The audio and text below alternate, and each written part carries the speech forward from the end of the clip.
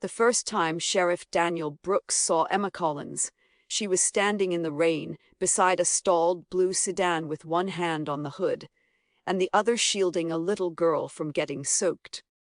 It wasn't how either of them expected their lives to change. Daniel had been sheriff of Ravenwood for nearly 12 years, long enough to know every cracked sidewalk, every family-owned business, and just about every person who called the little Tennessee town home. Ravenwood wasn't the kind of place where strangers stayed strangers for long. By supper, everyone knew your name. By breakfast the next morning, they knew your business. Daniel wasn't sure whether that was a blessing or a curse anymore. His patrol SUV rolled slowly down Maple Street as rain drummed against the windshield. Deputy Mike Hansen sat in the passenger seat, sipping coffee that had long since gone cold. "Looks like somebody needs help," Mike said, pointing toward the shoulder. Daniel slowed. A compact blue sedan sat with its hazard lights blinking. Steam drifted from beneath the hood. Beside it stood a woman wearing a tan raincoat. She couldn't have been much older than 40. Her dark brown hair had escaped its ponytail thanks to the weather. She wasn't panicking. She was comforting the little girl standing beside her. Daniel parked behind the vehicle, switched on his emergency lights, and stepped into the rain. "You folks all right?" The woman turned. For a brief second, Daniel noticed tired eyes. Not weak, not frightened. Just tired in a way that suggested life had been asking too much of her for a long time. "I think so," she answered with a small smile. "My car disagrees." Daniel couldn't help smiling back. "Mind if I take a look? I'd appreciate it." Mike was already calling for a tow truck over the radio. Daniel lifted the hood. The smell hit him immediately. Coolant. The radiator hose had split clean in half. "Well," Daniel said. "Good news and bad news." Emma folded her arms. "I'll take the good news first. You didn't do anything wrong. And the bad?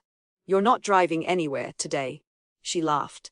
Not loudly, just enough to make Daniel realize how long it had been since he'd heard someone laugh without pretending. The little girl tugged on Emma's sleeve. "Miss Collins, are we going to be late?" Daniel looked between them.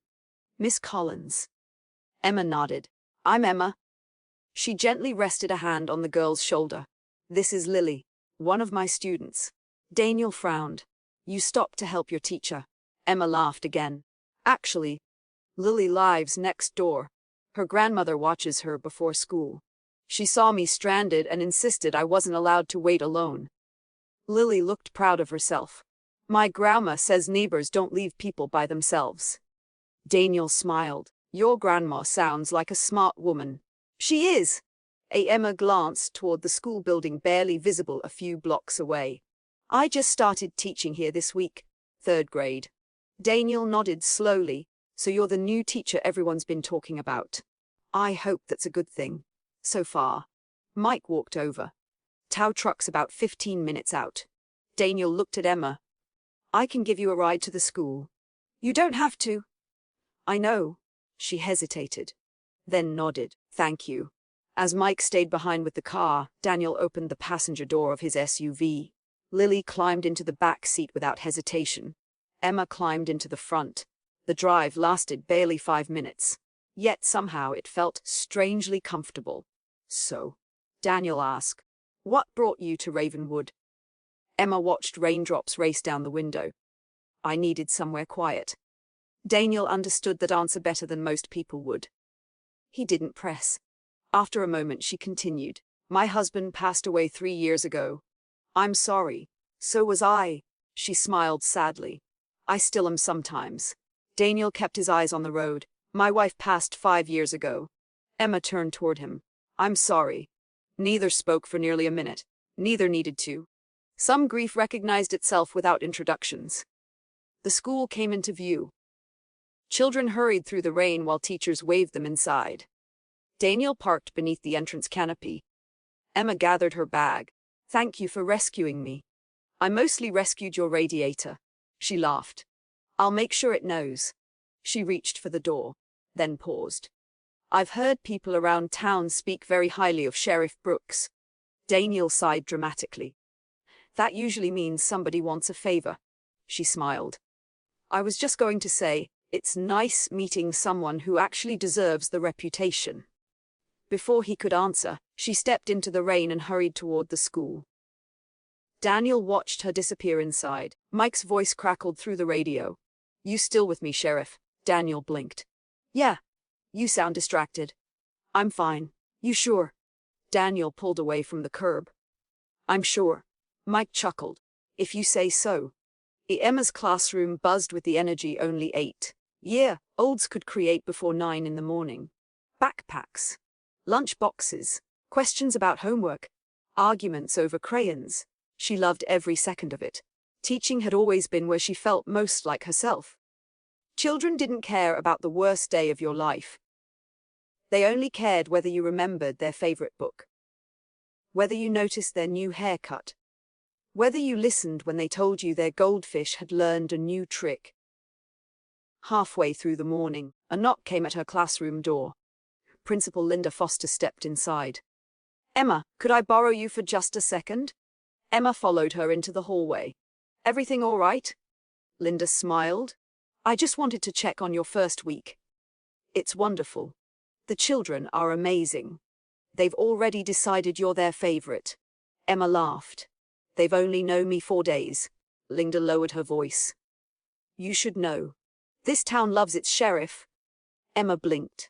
"I'm not sure what that has to do with anything." Linda smiled knowingly. "I saw whose patrol car dropped you off." Emma couldn't help laughing. "My car broke down. I figured. But by lunchtime half the town will think you've known Daniel Brooks for years." Emma looked horrified. "You're joking." "I wish I were." Linda wasn't exaggerating. By noon, Emma walked into Parker's diner for a quick sandwich. The conversation softened, not stopped. Softened. She knew that sound. Every small town had it. The sound of curiosity pretending not to stare. An elderly waitress approached with a warm smile. "You must be Miss Collins." Emma smiled politely. "I am Betty. I've already got your sweet tea coming." "How did you know?" "Howdy?" "Too." Betty laughed. "You're the only new face in Ravenwood." Emma accepted defeat. "I guess privacy doesn't exist here." "Oh, it does. You just have to earn it." Emma found a booth by the window. Before she could open the menu, someone stopped beside her table. "Sheriff Daniel Brooks." He held a paper bag. "I think these belong to you." Emma looked inside, the stack of third-grade math worksheets she'd left in his SUV. She covered her face. "I can't believe I forgot those." "It happens." She smiled. "You saved tomorrow's lesson." Daniel shrugged. "Occupational hazard. You rescue paperwork too." "Only on weekdays." Emma laughed. Betty arrived carrying 2 cups of coffee. She placed one in front of Daniel, one in front of Emma. Without asking, Daniel looked up. "Betty." She smiled innocently. "What?" "I figured the 2 of you could use a refill. We didn't order coffee." "You don't have to." Then Betty walked away before either of them could object. Emma stared after her. Daniel rubbed the back of his neck. "I'm sorry." "For what?" "This town." Emma laughed softly. "I think it's charming. You'll change your mind by next Tuesday." They shared a quiet smile. Neither noticed the woman sitting near the front window discreetly taking a photograph with her phone. She immediately texted it to someone. The message was only 5 words. "Sheriff already has company." Across town, inside the mayor's office, Carl Simmons looked at the picture and smiled. He leaned back in his chair. "Well now," he whispered to himself. "This might be exactly what I needed." Outside, thunder rolled across Ravenwood. Neither Daniel nor Emma had any idea that a simple cup of coffee had just become tomorrow morning's biggest rumor, or that it would soon become the first weapon in a political war neither of them ever wanted to fight. If you've ever found yourself rooting for people who deserve a second chance at happiness, you're in the right place. There's much more waiting for Daniel and Emma in Ravenwood. So settle in, and let's see where their journey leads. By sunrise the next morning, Daniel Brooks learned something he had known his entire adult life. A sheriff could stop a speeding truck. He could calm a bar fight. He could track a missing hiker through 3 miles of dense forest. But there wasn't a law in Tennessee powerful enough to stop gossip. Daniel had barely stepped into the Ravenwood sheriff's office when dispatcher Sarah Green looked up from her desk with an amused smile. "Morning, Sheriff. Morning." She paused just long enough to make him suspicious. "So?" Daniel sighed. "What?" Sarah tried and failed to hide a grin. "I heard you had lunch with the new teacher yesterday." Daniel stopped walking. "I returned some papers she left in my patrol vehicle." Sarah nodded dramatically. "Uh-huh. That's all?" "Of course." Deputy Mike Hansen nearly spilled his coffee laughing. Daniel pointed at him. "You started this." Mike raised both hands. "I didn't say a word." "You didn't have to." Mike chuckled. "Betty did." Daniel closed his eyes. Of course she did. Betty Parker owned Parker's Diner. She also owned the unofficial communication network of Ravenwood. If Betty knew something at breakfast, the entire town knew it by lunch. Daniel walked into his office shaking his head. His phone rang before he could even sit down. Daniel speaking. "Morning, Sheriff." "Principal Linda Foster." "Morning, Linda? I just wanted to thank you for helping Emma yesterday." "It wasn't a problem." "I know." She hesitated. "I also wanted to warn you." Daniel leaned back. "About what?" "The parents are already talking." His smile disappeared. "Talking about what?" "About you and Emma." Daniel rubbed his forehead. "It was 1 cup of coffee." "I know. But around here, 1 cup of coffee turns into an engagement by Friday." Daniel laughed despite himself. "I appreciate the warning." After hanging up, he stared out the office window. He'd lived in Ravenwood his entire life. He knew exactly how quickly harmless stories became something else. He just hadn't expected to be part of one. Across town, Emma Collins was discovering the same lesson. She was helping her students with a reading exercise when little Olivia Harper raised her hand. "Yes, Olivia. My daddy says you're dating the sheriff." 22 third graders immediately stopped reading. Emma blinked. "I'm sorry." Olivia smiled innocently. "He said Sheriff Brooks bought you lunch." Emma looked toward the ceiling for strength. "No. He returned some school papers I accidentally left in his vehicle." Another hand shot up. "Tommy. My grandma says he's handsome." The classroom erupted into giggles. Emma couldn't help laughing. "Let's focus on today's reading assignment." "But is he handsome?" Lily asked. Emma covered her face for a second. "Page 32, everyone." The children obeyed. Mostly, several continued smiling at her over their books. Emma had taught children for nearly 15 years. She could answer almost any question. That one, she wasn't touching. At lunchtime, Emma escaped to the teacher's lounge. Linda Foster was already pouring coffee. "You survived the morning?" "Barely." Linda handed her a mug. The children asked. Emma nodded. "They're repeating what they hear at home." Linda sighed. "I'm sorry." Emma smiled. "It's actually kind of funny." "It won't stay funny." Emma looked up. "What do you mean?" Linda leaned against the counter. "This town protects its own. They adore Daniel. They adored his wife." Emma remained quiet. Linda continued carefully. "Some people still haven't accepted she's gone." Emma understood immediately. "I don't want anyone thinking I'm replacing her." "I know. And Daniel knows. But not everyone else." That afternoon Daniel stopped by the elementary school. Official business. A bicycle had been reported stolen. Normally Deputy Hansen handled those calls, but Daniel was already nearby. After speaking with the principal, he started walking toward the parking lot. "Sheriff." He turned. Emma stood outside her classroom holding a stack of books. "I wanted to thank you again. For the worksheets.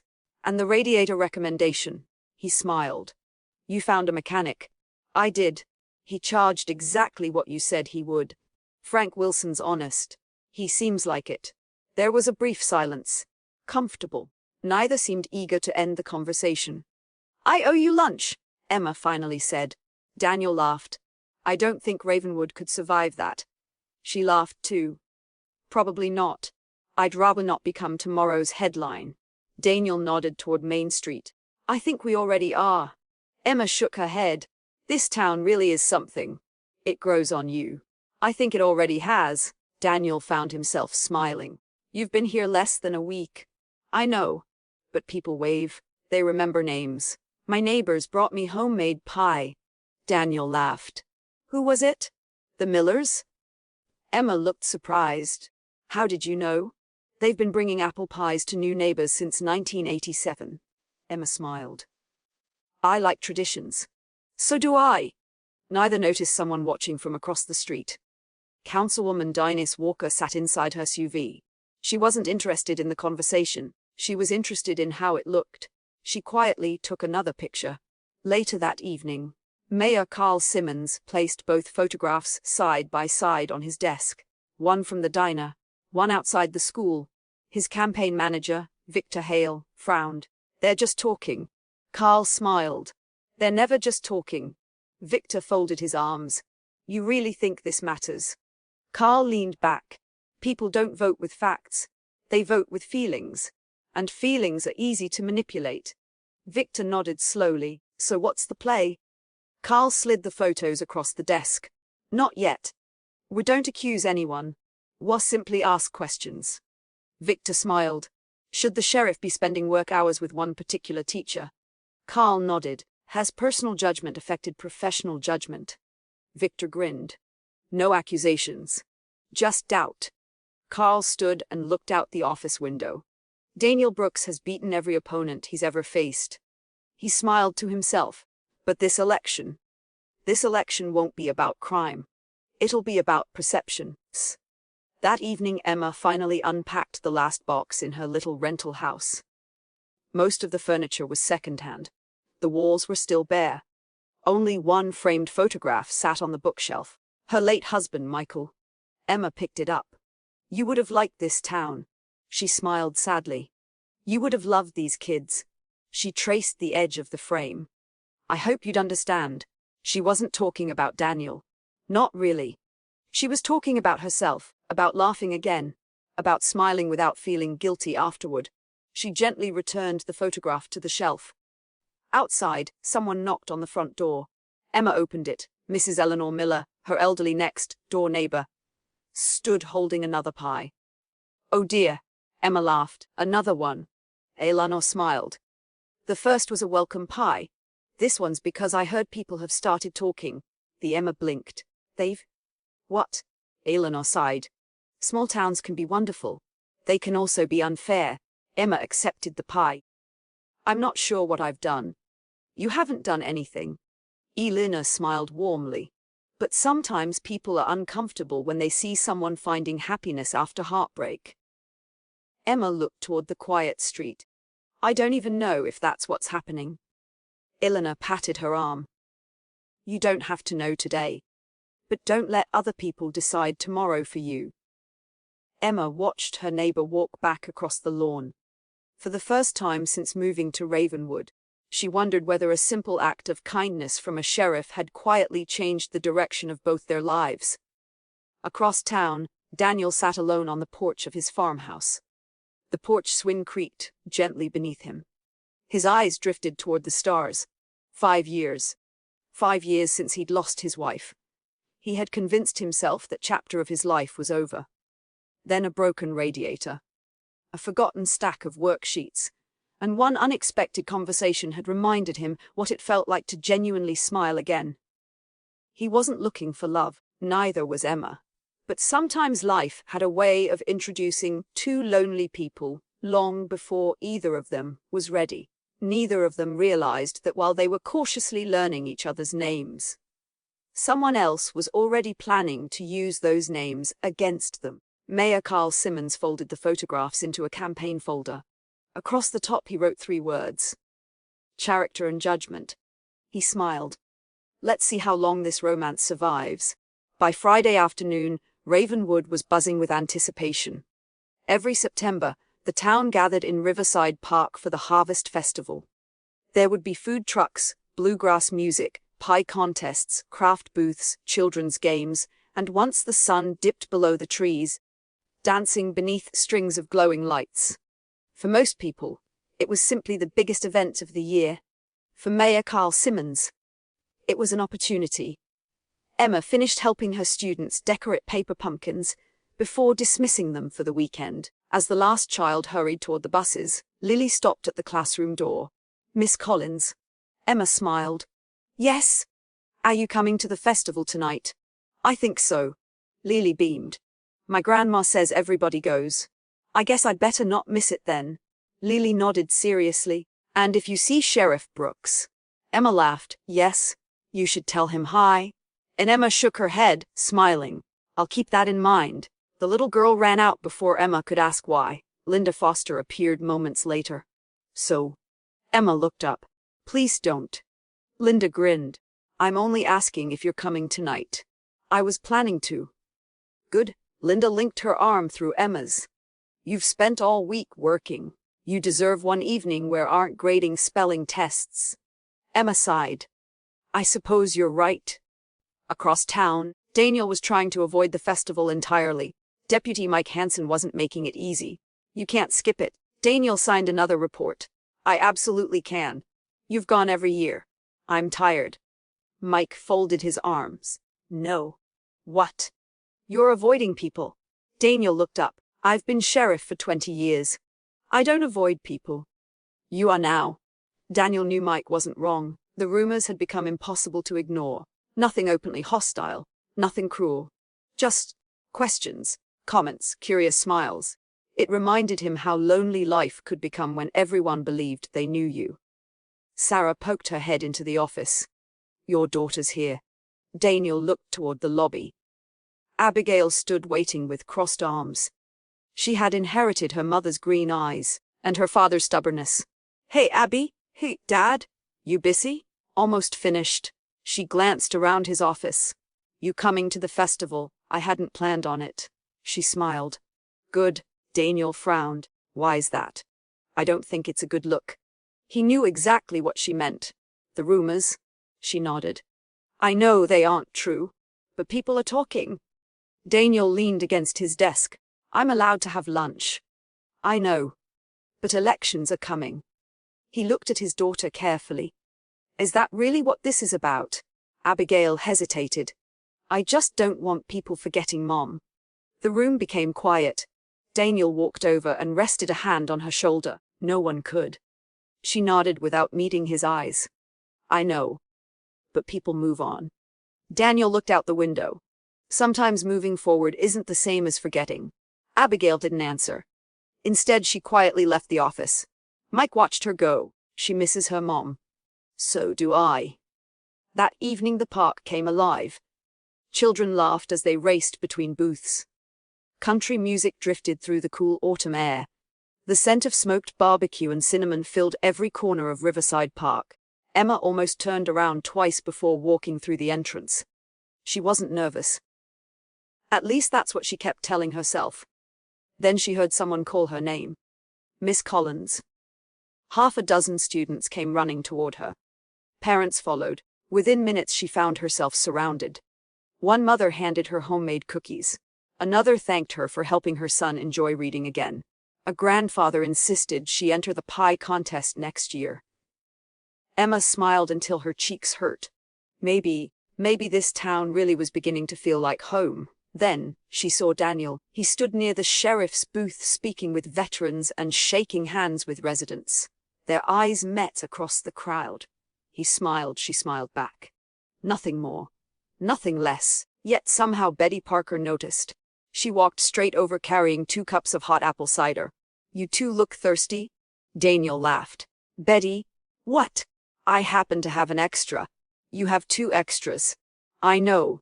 She handed one to Emma, one to Daniel, then disappeared before either could protest. Emma laughed. I think she's determined to make this awkward. Daniel nodded. She usually succeeds. For several minutes they simply walked through the festival together. Talking, laughing, looking at handmade quilts, watching children play ring toss. It felt normal. Daniel couldn't remember the last time normal had felt so extraordinary. You seem happier here than Monday. Emma looked around. I think I'm starting to breathe again. He understood exactly what she meant. From across the park, Mayor Carl Simmons watched quietly. Victor Hale stood beside him. There they are. Carl nodded. Perfect. Victor frowned. They're only walking. Carl smiled. They're creating a story. And stories beat facts every time. A nearby, Denise Walker quietly snapped another photograph. This one looked even worse. Emma and Daniel laughing together beneath strings of festival lights. Carl smiled when he saw it. Excellent. As darkness settled over Ravenwood, the live band announced the first slow dance. Couples slowly gathered near the wooden dance floor. Emma stepped aside. I should probably head home. Daniel looked toward the music. Or, she raised an eyebrow. Or, we could dance. Emma laughed softly. I haven't danced in years. Neither have I. So we'd probably be terrible. Daniel smiled. Then nobody can accuse us of showing off. She looked at the dance floor. Then back at him. For one brief moment, she forgot the rumors, forgot the whispers, forgot every reason she had convinced herself to stay guarded. She placed her hand in his. I guess one dance won't hurt. The music floated gently through the evening air. Daniel rested one hand lightly against her back. Emma relaxed a little. Neither spoke for almost an entire verse. Finally she smiled. You were right. About what? We're terrible. Daniel laughed. I was hoping you'd say we're improving. I don't think we've earned that yet. Around them. People watched. Most smiled, some whispered. Others quietly pulled out their phones. Then Daniel noticed someone standing near the edge of the dance floor. Abigail. She hadn't planned to come. Her eyes never left Emma. The smile disappeared from her face. Emma noticed her a second later. She immediately stepped back. I think. Daniel turned. His heart sank. Abby. Without saying a single word, Abigail turned around and walked away. Daniel started after her. Dad. She stopped but didn't look back. I said I wasn't ready. Then she disappeared into the crowd. Emma stood frozen on the dance floor. The music continued playing, but suddenly it felt like everyone in Ravenwood was staring at her. Betty quietly walked over. It's not your fault. Emma swallowed hard. I know. But that doesn't make it hurt any less. Daniel returned a minute later. I couldn't catch her? Emma forced a smile. You should go after her. I'll talk to her. No. She gently shook her head. You should be her father tonight. He looked at her with regret. I'm sorry. Emma squeezed his hand once before letting go. You don't have to apologize for loving your daughter. She walked toward the parking lot alone. Neither of them noticed Carl Simmons watching from across the park with quiet satisfaction. He turned to Victor. Tomorrow morning. Victor nodded. The pictures. Carl smiled. No. The questions. As Emma drove home with tears quietly running down her face, and Daniel searched the streets of Ravenwood for his daughter. Neither realized the festival had changed everything. Their first dance had lasted less than 4 minutes. Its consequences would last much longer. Emma hardly slept. Every time she closed her eyes, she saw Abigail standing at the edge of the dance floor. The hurt in her face. The disappointment. The way she turned and walked away without saying a word. Emma had spent her career helping children navigate difficult emotions. Yet somehow, she had no idea how to help the one young woman who mattered most. Saturday morning arrived with crisp autumn sunshine. Emma decided the fresh air might clear her head. She walked the 3 blocks to Parker's diner. The little bell above the door jingled as she stepped inside. Conversation stopped. Not for long, just long enough. Betty Parker looked up from behind the counter. Morning, sweetheart. Morning, Betty.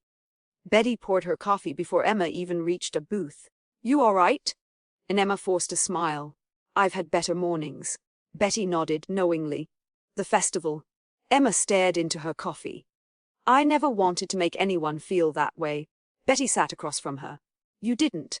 It sure looked like I did. Betty reached across the table. Listen to me. People carry grief differently. Some cry. Some stay quiet. And some get angry because anger hurts less. Emma nodded. I understand that. But understanding doesn't stop it from hurting. Before Betty could answer, the diner door opened again. Daniel walked inside. His eyes found Emma almost immediately. He looked exhausted. He hadn't shaved. His uniform had been replaced by jeans and a flannel shirt. He looked less like the sheriff and more like a man who hadn't slept. Betty stood. I suddenly remembered I need to check on the pie. Emma smiled. You don't have any pies in the oven. I do now. She disappeared toward the kitchen. Daniel approached slowly. Mind if I sit? Emma nodded. Please. For a moment, neither spoke. Finally, Daniel sighed. I found Abby. Emma looked up. Is she all right? She's with her aunt. Emma relaxed a little. Good. Daniel rubbed his hands together. I owe you an apology. Emma shook her head. No. I invited you to dance. I should have known she wasn't ready. You couldn't have known. I should have. Emma leaned forward. Daniel. He met her eyes. You didn't do anything wrong? His voice was quiet. It feels like I did. Across town, Mayor Carl Simmons sat inside his campaign office reviewing the local newspaper. He wasn't interested in the front page. He was interested in page 3, a small photograph from the Harvest Festival, Daniel and Emma dancing beneath the lights. The headline wasn't scandalous, just curious. Festival romance sparks conversation. Carl smiled. Perfect. Victor Hale looked over his shoulder. We didn't even have to plant that one. No. Carl folded the newspaper carefully. The town did it for us. Victor frowned. What's next? Carl slid a folder across the desk. Anonymous ethics complaint. Victor looked surprised. Against Daniel. Carl nodded. We simply ask whether it's appropriate for the sheriff to spend time with a public school teacher while overseeing school security contracts. Victor blinked. He doesn't oversee those. I know. Victor slowly smiled. But people won't. Carl leaned back. They don't have to believe he's guilty. They only have to wonder. Monday morning. Emma noticed the change the moment she arrived at school. Parents who had smiled before now offered polite nods instead. Several whispered while watching her unlock her classroom. One father looked away entirely. Linda Foster met her at the entrance. Come to my office. Emma's stomach tightened. Inside, Linda closed the door. The school board received 6 phone calls yesterday. Emma remained silent. Linda continued. They're asking questions. What kind of questions? Linda hesitated. Whether your relationship with the sheriff is affecting your judgment. Emma stared in disbelief. What relationship? I know. But rumors don't require facts. Emma slowly sat down. I've known Daniel for. She counted in her head. 5 days. Linda managed a sad smile. I wish that mattered. Emma covered her eyes. I came here because I wanted a quiet life. I know. Instead, she had become the center of a town-wide conversation. At the sheriff's office, Daniel wasn't having a much better morning. County investigator Thomas Reed arrived just after 9. Daniel had known Tom for nearly 15 years. Seeing him walk through the front door, carrying a folder made Daniel's stomach sink. Tom. Morning. I wish this was a social visit. Daniel nodded toward his office. Inside, Tom placed the folder on the desk. We received an ethics complaint. Daniel sighed. About Emma. Tom nodded. It claims you've been giving preferential treatment to school employees. Daniel almost laughed. I've spoken to one teacher. I know. And I know it's ridiculous. Tom looked genuinely uncomfortable. But procedure is procedure. Daniel leaned back. So investigate. Tom nodded. It shouldn't take long. As Tom stood to leave, he paused. For what it's worth, I've never doubted your integrity. Daniel smiled faintly. Neither have I. After the door closed, Mike Hansen walked in. They actually filed one. Daniel nodded. Mike shook his head. This town's losing its mind. No. Ooh. Daniel looked out the window. Someone's steering it. That afternoon, Emma was arranging books after class when someone knocked gently on the open classroom door. She turned. Abigail Brooks. For a second, neither woman spoke. Abigail looked uncomfortable. Emma felt her heartbeat quicken. I wasn't expecting you. I know. Abigail glanced around the empty classroom. She struggled to find the words. Emma waited patiently. I wanted to see who you really were. Emma smiled gently. And I haven't decided yet. The honesty almost made Emma laugh. I appreciate that. Abigail looked at the colorful artwork covering the walls. My mom was a teacher too. Emma's expression softened. Daniel mentioned that. Abigail nodded. She loved kids. I can tell. How? Emma looked around the room. The way he talks about her. He still does. Abigail swallowed. I'm not trying to be mean. My dad. Her voice cracked for the first time. He stopped smiling after Mom died. Emma's eyes filled with compassion. I know. And then she looked directly at Emma. Last week I saw him smiling again. Emma waited. I didn't know how to feel. The room fell silent. Finally Emma spoke. You know what I saw? Abigail frowned. What? A daughter who loves her mother so much she's terrified of losing her all over again. Abigail's eyes widened. Emma continued softly. I'm not here to replace anyone. I couldn't. I wouldn't even try. Abigail looked away. I don't know if I believe you yet.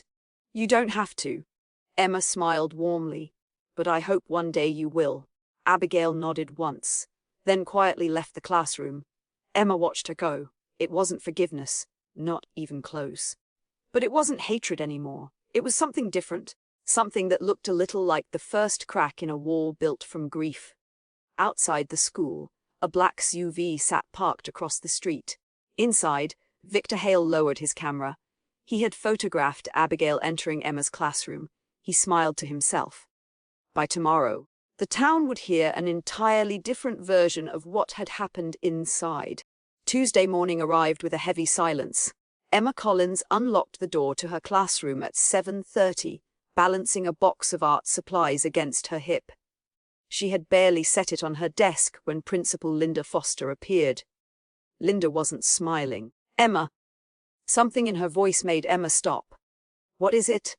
Linda held up her phone. I think you should see this before the students arrive. Emma took it.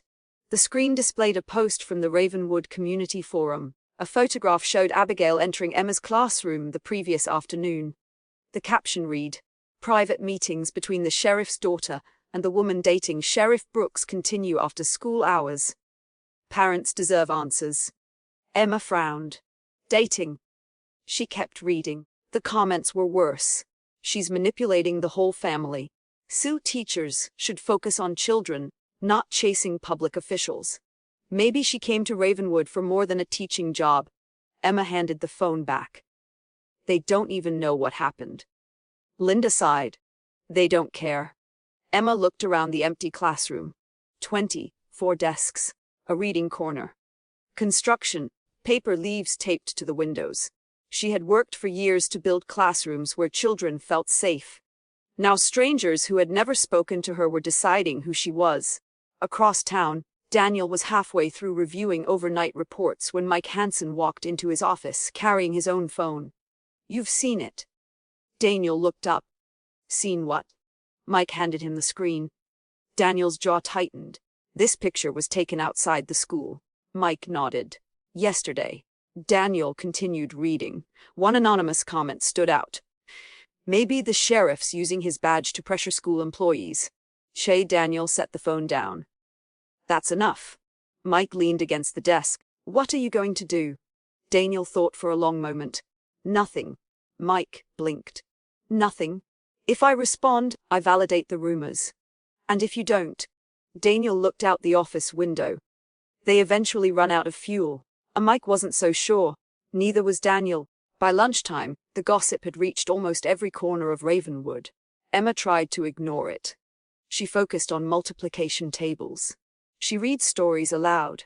She helped Lily tie a loose shoelace. For 6 wonderful hours, the children reminded her why she'd become a teacher. Then dismissal came.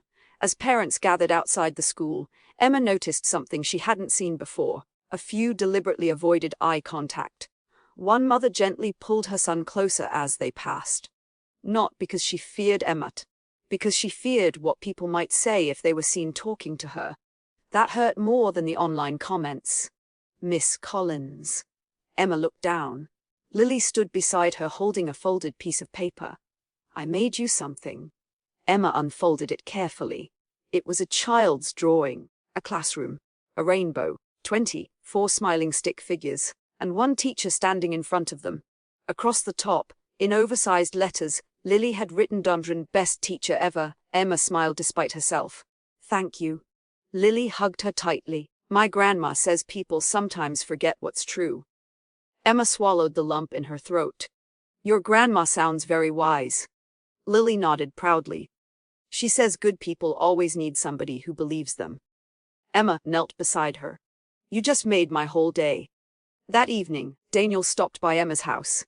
He hesitated before knocking. When the door opened, Emma looked tired, but she smiled anyway. Hey, hi. He held up a paper bag. I brought dinner. She laughed softly. Is this your way of apologizing? I wasn't sure flowers would survive the drive. She stepped aside. Come in. The little rental house already felt warmer than it had a week earlier. Books lined the shelves. Fresh flowers sat near the kitchen window. A small radio played soft country music. Daniel looked around. It suits you. I hope so. I'm planning to stay a while. She unpacked 2 containers of barbecue from Parker's diner. Betty insisted on sending pie. Daniel smiled. Of course she did. They ate at the small kitchen table. For a while they talked about everything except the rumors. Teaching. Fishing. Favorite books. The old courthouse. The best hiking trails outside town. It felt easy. Comfortable. Then Emma finally asked the question she'd been avoiding. How bad is it? Daniel knew exactly what she meant. Worse than I'd hoped. She nodded quietly. I figured. He leaned forward. I want you to know something. What? I'm not walking away because people are talking.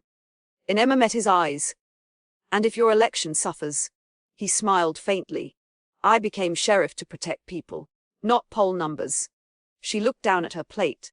You always make everything sound simple. It isn't. No. It just sounds better when I say it. She laughed. The sound filled the room. Daniel realized how much he'd missed hearing laughter inside a home.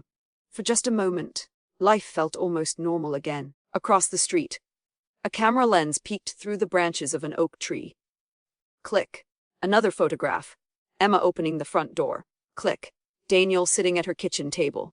Click. The porch light glowing behind them as they talked.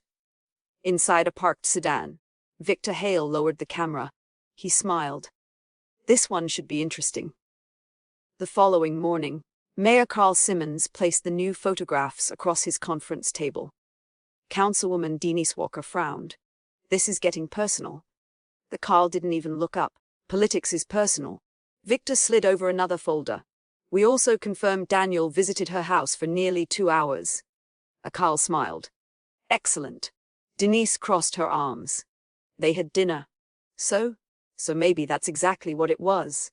Carl looked at her for the first time. Denise. He tapped the photographs. People don't remember explanations. They remember images. He picked up the picture of Daniel smiling at Emma through her kitchen window. What does this look like? Denise didn't answer. It looks like a relationship. Carl nodded. Exactly. He slipped the photographs into a campaign envelope. We'll let the voters reach their own conclusions. Late that afternoon, Abigail returned home from college. She had come to collect a few things before heading back to campus. The farmhouse felt unusually quiet. She found Daniel repairing a fence behind the barn. You always fix things when you're stressed. Daniel smiled. I guess I do. She walked over.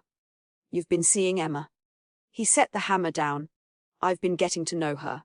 Abigail looked toward the pasture. I saw the pictures. Daniel sighed. I figured. She was quiet for a long time. Finally she spoke.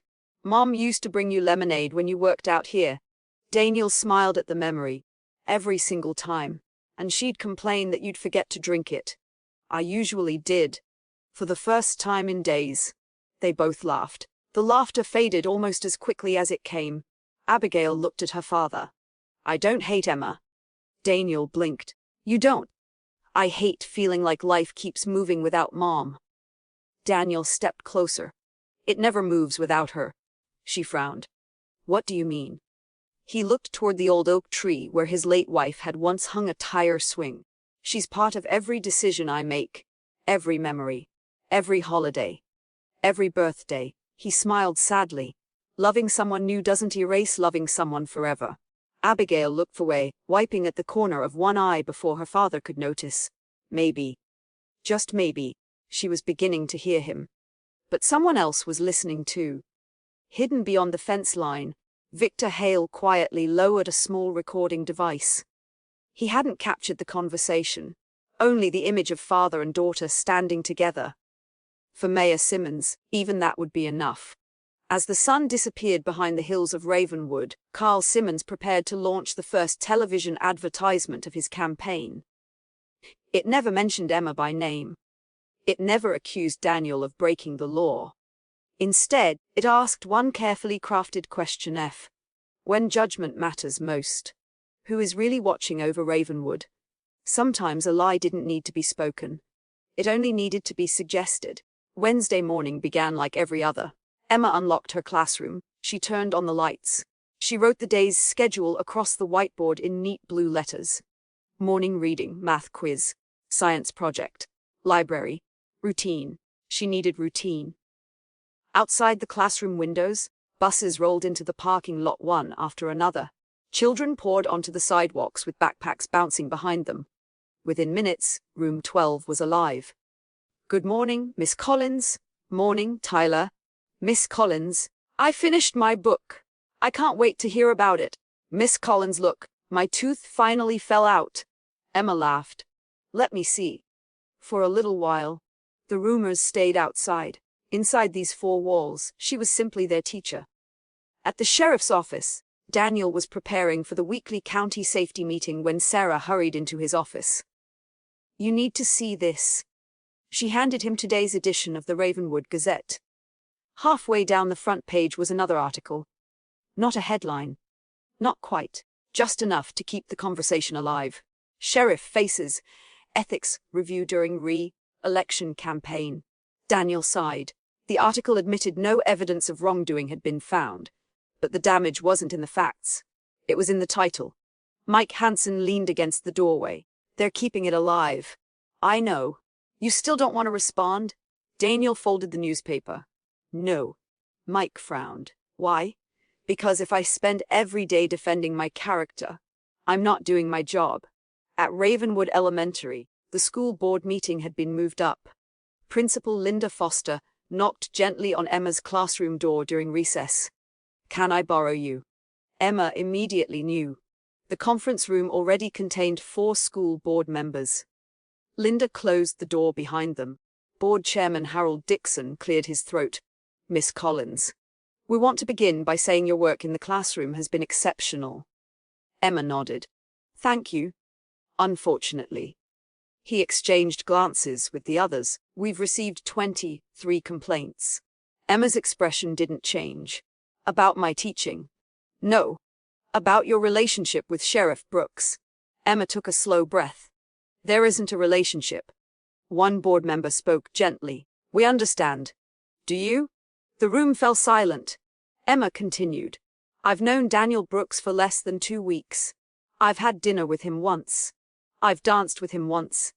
I've never hidden any of that. Harold nodded. We're not accusing you.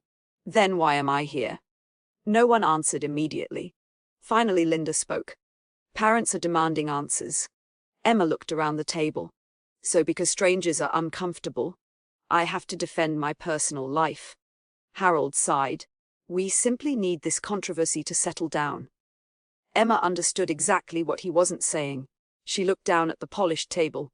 So you'd like me to stay away from him? Nobody said yes. Nobody said no. That silence was answer enough. Daniel was inspecting a traffic accident when his phone vibrated. Linda Foster. He stepped away from the deputies before answering. Daniel. She just left the board meeting. His stomach tightened. How bad? They didn't suspend her. But they made it very clear. What? They think seeing each other is making things worse. Daniel closed his eyes. I understand. No. Linda's voice grew firmer. I don't think you do. They're asking her to carry a burden that belongs to this town. Daniel thanked her and ended the call. For several minutes he simply stood beside the highway. Cars continued passing. Deputies continued directing traffic. But his thoughts stayed with Emma. That evening he drove to her house. The lights were on. Emma answered before he could knock. You heard? He nodded. I did. She smiled weakly. I made coffee. They sat on the back porch instead of inside. The autumn air was cool. Crickets filled the silence. Daniel finally spoke. I'm sorry. Emma looked at him. You apologize too much. I brought this into your life. No. She shook her head. The mayor did. Daniel looked toward the yard. Maybe we should stop seeing each other. The words surprised even him. Emma stared at him. Is that what you want? No. Then, why say it? Because your career matters. So does yours. He nodded. I've spent 20 years earning this badge. And I've spent 15 earning my classroom. Neither spoke for a while. Emma wrapped both hands around her coffee mug. You know what hurts the most? What? I finally met someone who makes me laugh again. She looked down. And now I feel guilty every time I smile. Daniel reached across the table. He didn't take her hand. He simply rested his fingers beside hers. So do I. Their hands stayed only inches apart, neither moved closer. Sometimes the smallest distance felt like miles. Across town, Mayor Carl Simmons hosted a campaign fundraiser at the Ravenwood Country Club. Business owners, county commissioners, several newspaper editors, everyone important had been invited. Carl stood near the fireplace with a glass of iced tea. Ladies and gentlemen. The room quieted. I love this town. Scattered applause followed. I also believe public servants should always place the community above personal interests. More applause. He never mentioned Daniel. He didn't have to. Everyone knew exactly who he meant. Victor Hale smiled from the back of the room. The campaign wasn't attacking. It was suggesting. And suggestions often lasted longer than accusations. Thursday afternoon brought unexpected visitors to Emma's classroom. Two mothers waited outside after dismissal. Emma smiled politely. Can I help you? The older woman shifted uncomfortably. We actually came to apologize. Emma blinked. For what? The younger mother looked embarrassed. I believed what people were saying. She smiled nervously. My son came home yesterday. Emma waited. He told me you stayed after school, helping him with reading. The woman laughed softly. He said, Mom, bad people don't spend an hour teaching kids who can't even stay on the baseball team. Emma couldn't help smiling. The older woman nodded. Our children see things differently than we do. I'm sorry I judged you. Emma felt tears threatening. Thank you. As they walked away, Linda Foster watched from the front steps. She smiled. Looks like you're winning over the people who matter. Emma looked toward the playground where a few children were still laughing together. I hope so. Late that night, Daniel sat alone in his office finishing paperwork. The building was quiet. Sarah had gone home. Mike was on patrol. A soft knock interrupted his thoughts. Come in. County Investigator Thomas Reed stepped inside. He carried the ethics file. Daniel looked at him. Finished already? Tom nodded. I've interviewed everyone. And? Tom placed the folder on the desk. Every allegation is unfounded. Daniel smiled for the first time all day. So it's over. Tom hesitated. The investigation is. Daniel noticed the pause. But, Tom lowered his voice. I've been trying to figure out who filed the anonymous complaint. You found something. Tom nodded slowly. The paperwork didn't originate in Ravenwood. Daniel frowned. Where did it come from? Tom slid a photocopy across the desk. There, barely visible in the corner of the scanned documents, was the letterhead of a political consulting firm based in Nashville. Daniel looked up. This wasn't written by a concerned citizen. Tom shook his head. No. It was professionally prepared. Daniel leaned back in his chair. For the first time, he stopped believing the rumors were simply growing on their own. Someone was feeding them. Someone with money. Someone with experience. Someone determined to destroy him before Election Day. He looked out the dark office window. This isn't about Emma anymore. Tom nodded. No, I don't think it ever was. Thursday morning brought something Ravenwood hadn't seen in years. Television news vans. They parked outside the courthouse just after sunrise, their satellite dishes rising above the maple trees like giant metal flowers. People noticed. In Ravenwood, people always noticed. Emma saw them on her drive to school. She slowed at the intersection, watching a reporter adjust her microphone while a cameraman framed the courthouse behind her. The election had officially become bigger than the town. That worried her. Inside the sheriff's office, Daniel walked into a room that felt unusually quiet. Deputy Mike Hansen was watching the television mounted above the coffee station. The local Nashville station had picked up the ethics story. Sheriff Daniel Brooks remains under public scrutiny despite county investigators reportedly finding no evidence of misconduct. Daniel stopped listening. Mike switched off the television. They don't mention the investigation is over. They're more interested in the accusation than the answer. Sarah Green looked up from dispatch. People remember headlines. They rarely remember corrections. Daniel gave a small nod. He'd learned that lesson many years ago. Unfortunately, it was true. Emma's students knew nothing about television interviews. They were far more concerned with building model bridges out of popsicle sticks. Miss Collins. Tyler waved his project in the air. It holds 5 books. Emma laughed. Let's see if it holds 6. The classroom filled with excitement. For nearly an hour, she forgot about reporters, forgot about campaign ads, forgot about gossip. She was simply Miss Collins. Exactly who she wanted to be. Then someone knocked on the classroom door. Linda Foster. Again, Emma immediately recognized the expression on her principal's face. What happened? Linda lowered her voice. A reporter is here. Emma blinked. What? They're asking for an interview. No. They're waiting in the office. Emma didn't hesitate. I'm not talking to the media. I already told them that. Linda smiled. But they wanted to ask anyway. Emma looked through the classroom window at her students. They're children. They shouldn't have cameras outside their school because of me. Linda gently squeezed her shoulder. They're leaving. But I'm afraid this won't be the last time. Across town, Mayor Carl Simmons watched the same reporter from inside his office window. Victor Hale entered carrying fresh polling numbers. Carl looked up. Well, Victor smiled. You're closing the gap. How much? 5 points. Carl leaned back in his chair. People are starting to question him. Victor nodded. But? Carl raised an eyebrow. But what? Nobody believes Daniel is corrupt. Carl smiled. They don't have to. They only have to wonder whether his judgment has changed. Victor placed another folder on the desk. Our next advertisement is ready. Carl opened it.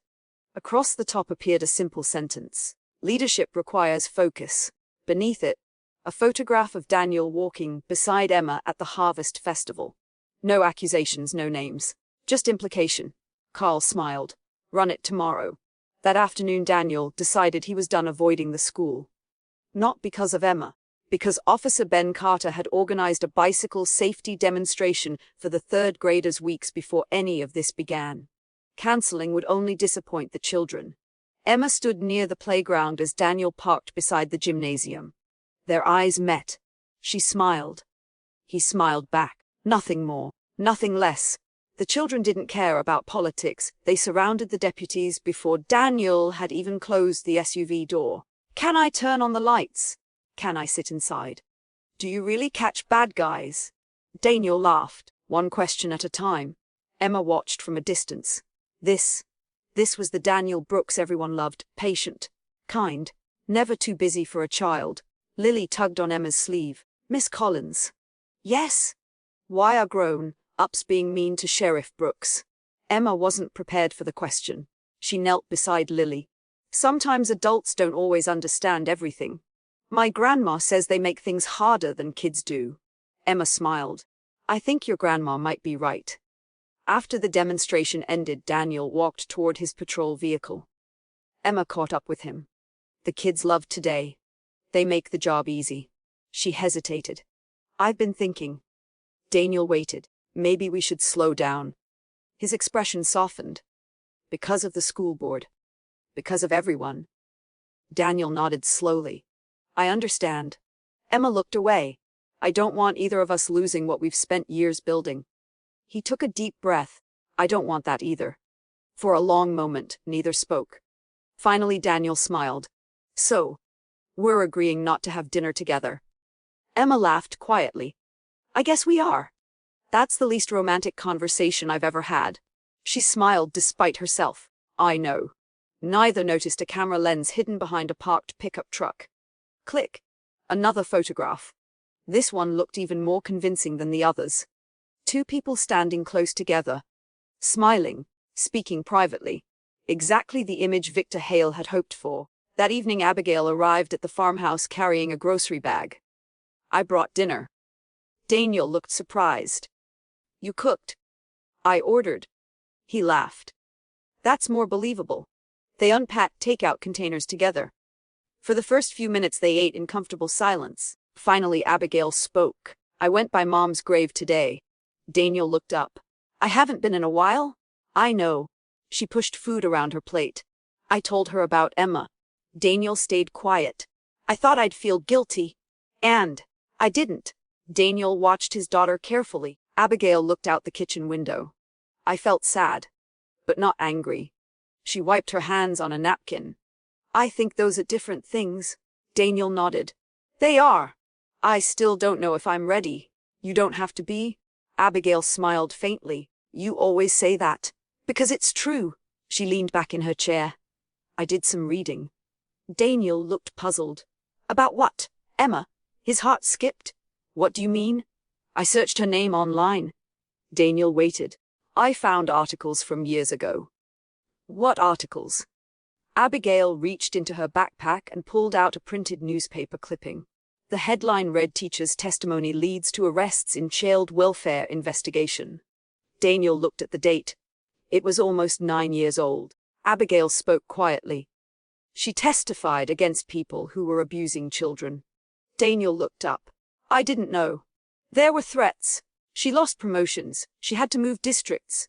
Daniel stared at the article. Emma had never mentioned any of it. Not once. Abigail folded the paper carefully. She could have stayed quiet, but she didn't. Daniel looked toward the old family photographs hanging in the hallway. His late wife had always believed character revealed itself when nobody was watching. Emma Collins had risked everything for children she didn't even know. Without expecting praise, without telling anyone, for the first time, Daniel realized there was far more to Emma's past than she'd allowed him to see. Across town, Mayor Carl Simmons smiled as his latest television advertisement aired during the evening news. He didn't realize that while he was spending thousands of dollars attacking Emma's reputation, the truth about who she really was had just landed in the hands of the one person whose opinion mattered most. His own opponent's daughter. Friday morning began with an unexpected knock on Emma's front door. She was halfway through packing her lunch when she glanced at the clock. 6:30. Too early for visitors. She opened the door to find Abigail standing on the porch. Neither woman spoke for several seconds. Emma finally smiled. "Good morning." Abigail shifted awkwardly. "I hope I'm not interrupting." "Not at all." Emma stepped aside. "Would you like some coffee?" "I don't really drink coffee." "Hot chocolate." Abigail laughed softly. "You keep hot chocolate for yourself." Emma smiled. "For difficult mornings." Abigail nodded. "Then, yes." A few minutes later they sat across from one another at Emma's small kitchen table. The silence wasn't uncomfortable. It was simply unfamiliar. Abigail wrapped both hands around the warm mug. "I read about you." Emma looked up. "I figured you might." "I didn't believe it at first." Emma didn't ask what she'd read. She already knew. Abigail reached into her backpack and placed the old newspaper article on the table. "You never told Dad." Emma glanced at the headline. "No." "Why?" Emma looked out the kitchen window before answering. "Because I didn't do it to become a hero." Abigail waited. Emma took a slow breath. "When I was teaching in Nashville, one of my students came to school scared every day." Abigail listened carefully. "He stopped smiling. He stopped talking. And every adult kept saying there wasn't enough evidence to investigate." Emma looked down at her hands. "I couldn't accept that. So I started documenting everything. The bruises, the absences, the changes in behavior." Abigail's expression softened. "When the investigation finally happened." Emma nodded. "They uncovered much more than anyone expected. A network of foster homes, several county employees, people who were supposed to protect children." Abigail remembered the article. "You testified." "I did." "Weren't you scared?" Emma smiled faintly. terrified. But I kept thinking about that little boy. If I stayed quiet, who would protect him? The room fell silent. Abigail looked at Emma differently now. Not as the woman dating her father. Not even as her former teacher. But as someone who had carried pain without asking anyone to notice. You lost your promotion. Emma nodded. And some friends. And eventually, I left Nashville. Abigail frowned. You gave up everything. Emma shook her head. No. I kept the part that mattered. My students. Across town, Daniel was standing beside his patrol SUV when County Investigator Thomas Reed pulled into the station parking lot. Tom climbed out holding another folder. Daniel smiled. I thought we were finished. We are. So why the paperwork? Tom handed him the file. You should read page 12. Daniel opened it. Halfway down the page was a list of phone records. Anonymous ethics complaint. Political consulting firm. Campaign office. Daniel looked up. You traced the calls. Tom nodded.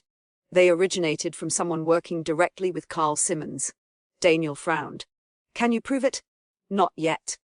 But it's enough to request a formal inquiry. Daniel closed the folder. I don't want this becoming revenge. Tom smiled. I knew you'd say that. What I want, Daniel looked toward Main Street, is for the truth to matter. Later that afternoon, Emma was shelving library books with her class when Principal Linda Foster hurried into the room. Emma. She looked worried. Can I borrow you? Emma followed her into the hallway. What's wrong? Linda handed her a sealed envelope. It was delivered to the front office. Emma opened it. Inside was a single sheet of paper. No signature. No return address. Just one sentence. Leave Ravenwood before you destroy another family. Emma stared at the words. For the first time since arriving in town, she felt afraid. Linda gently took the letter. I'm calling the sheriff. Emma nodded silently. Daniel arrived less than 15 minutes later. He examined the envelope carefully before slipping it into an evidence bag. This wasn't mailed. What? Emma frowned. What do you mean? It was hand-delivered. When? Linda answered. Sometime during lunch. Daniel looked around the hallway. Anyone see who left it? Linda shook her head. We've checked the cameras. The person wore a baseball cap and kept their face down. Emma folded her arms. So now someone wants me gone. Daniel met her eyes. I'm going to find out who. She believed him. Not because he was the sheriff. Because every word he spoke sounded like a promise. That evening, Betty Parker closed the diner an hour early. Emma was surprised when Betty called and asked her to stop by. Inside, the lights were dim. Only one table was occupied.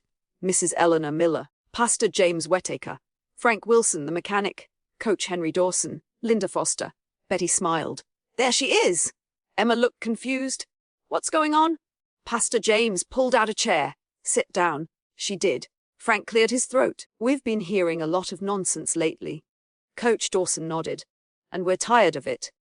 Emma looked from one face to another. Betty reached across the table. This town has a habit. Emma smiled faintly. I've noticed. We sometimes believe gossip before we believe people. Eleanor squeezed Emma's hand. But eventually, we remember who we are. Linda smiled. We wanted you to know. You're not alone. Emma looked around the table. These weren't politicians. They weren't campaign volunteers. They weren't trying to make a statement. They were simply neighbors. People who had quietly decided enough was enough. Emma felt tears fill her eyes. I don't know what to say. Pastor James smiled warmly. You don't have to say anything. Just don't leave. At that very moment, across town, Carl Simmons sat in his campaign office staring at fresh polling numbers. Victor Hale looked uneasy. The race tightened. Carl frowned. How? Victor placed another sheet on the desk. People are starting to push back. Against what? The attacks. Carl looked annoyed. They're sympathizing with Emma. Denise Walker entered carrying her laptop. You need to see this. She turned the screen toward him.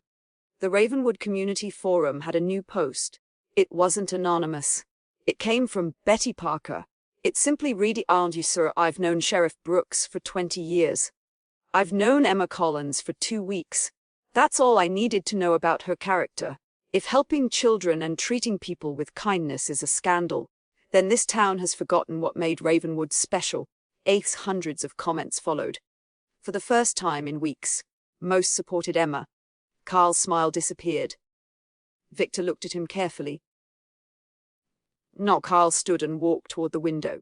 You know what worries me? Victor waited. They're starting to see her as the victim. The Danish nodded. That's dangerous. Carl looked back at them. No. His voice was calm. It's worse than dangerous.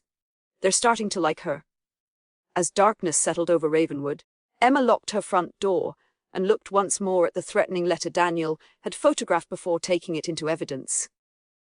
Only hours earlier, she'd wondered if she belonged in Ravenwood.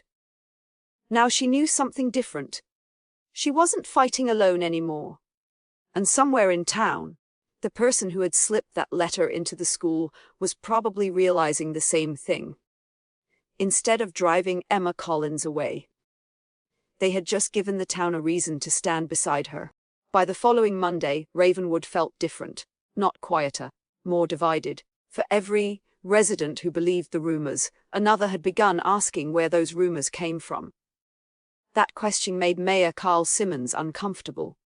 Very uncomfortable. Emma parked outside Ravenwood Elementary just before sunrise.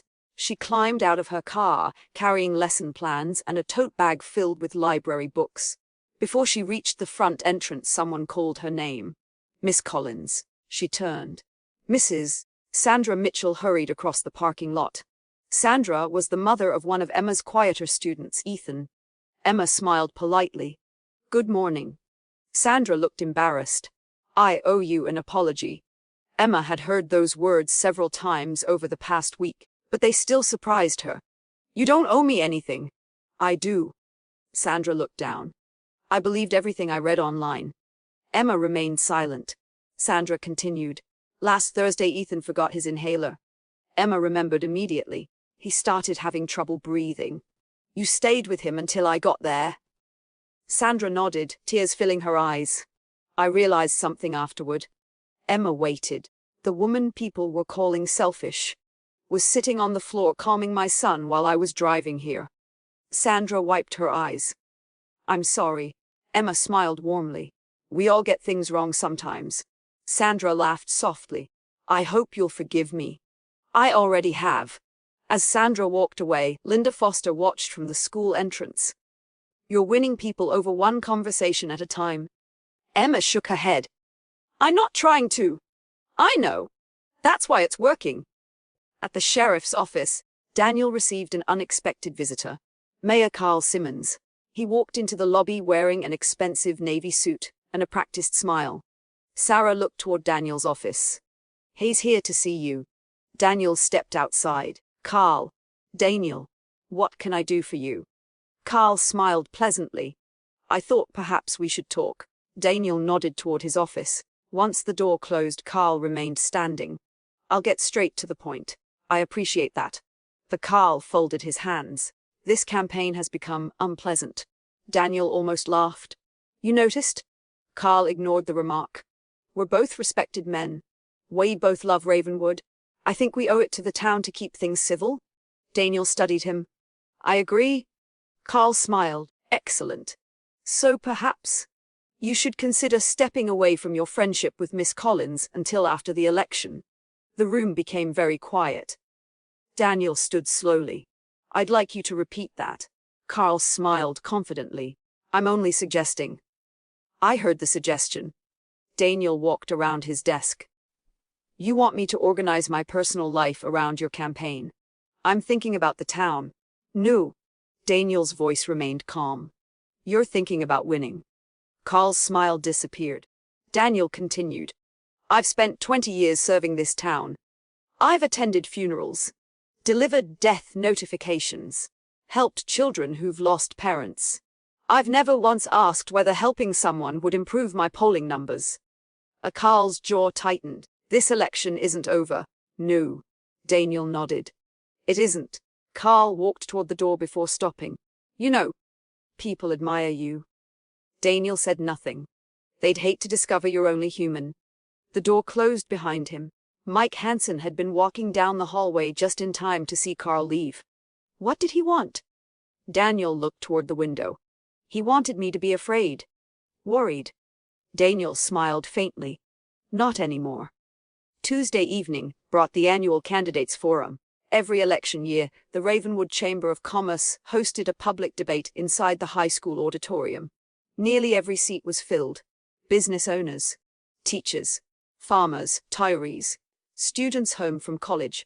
Emma had no intention of attending. Until Betty Parker called. You should come. I don't think that's a good idea. It is. I'll only make things worse? Betty chuckled. Honey.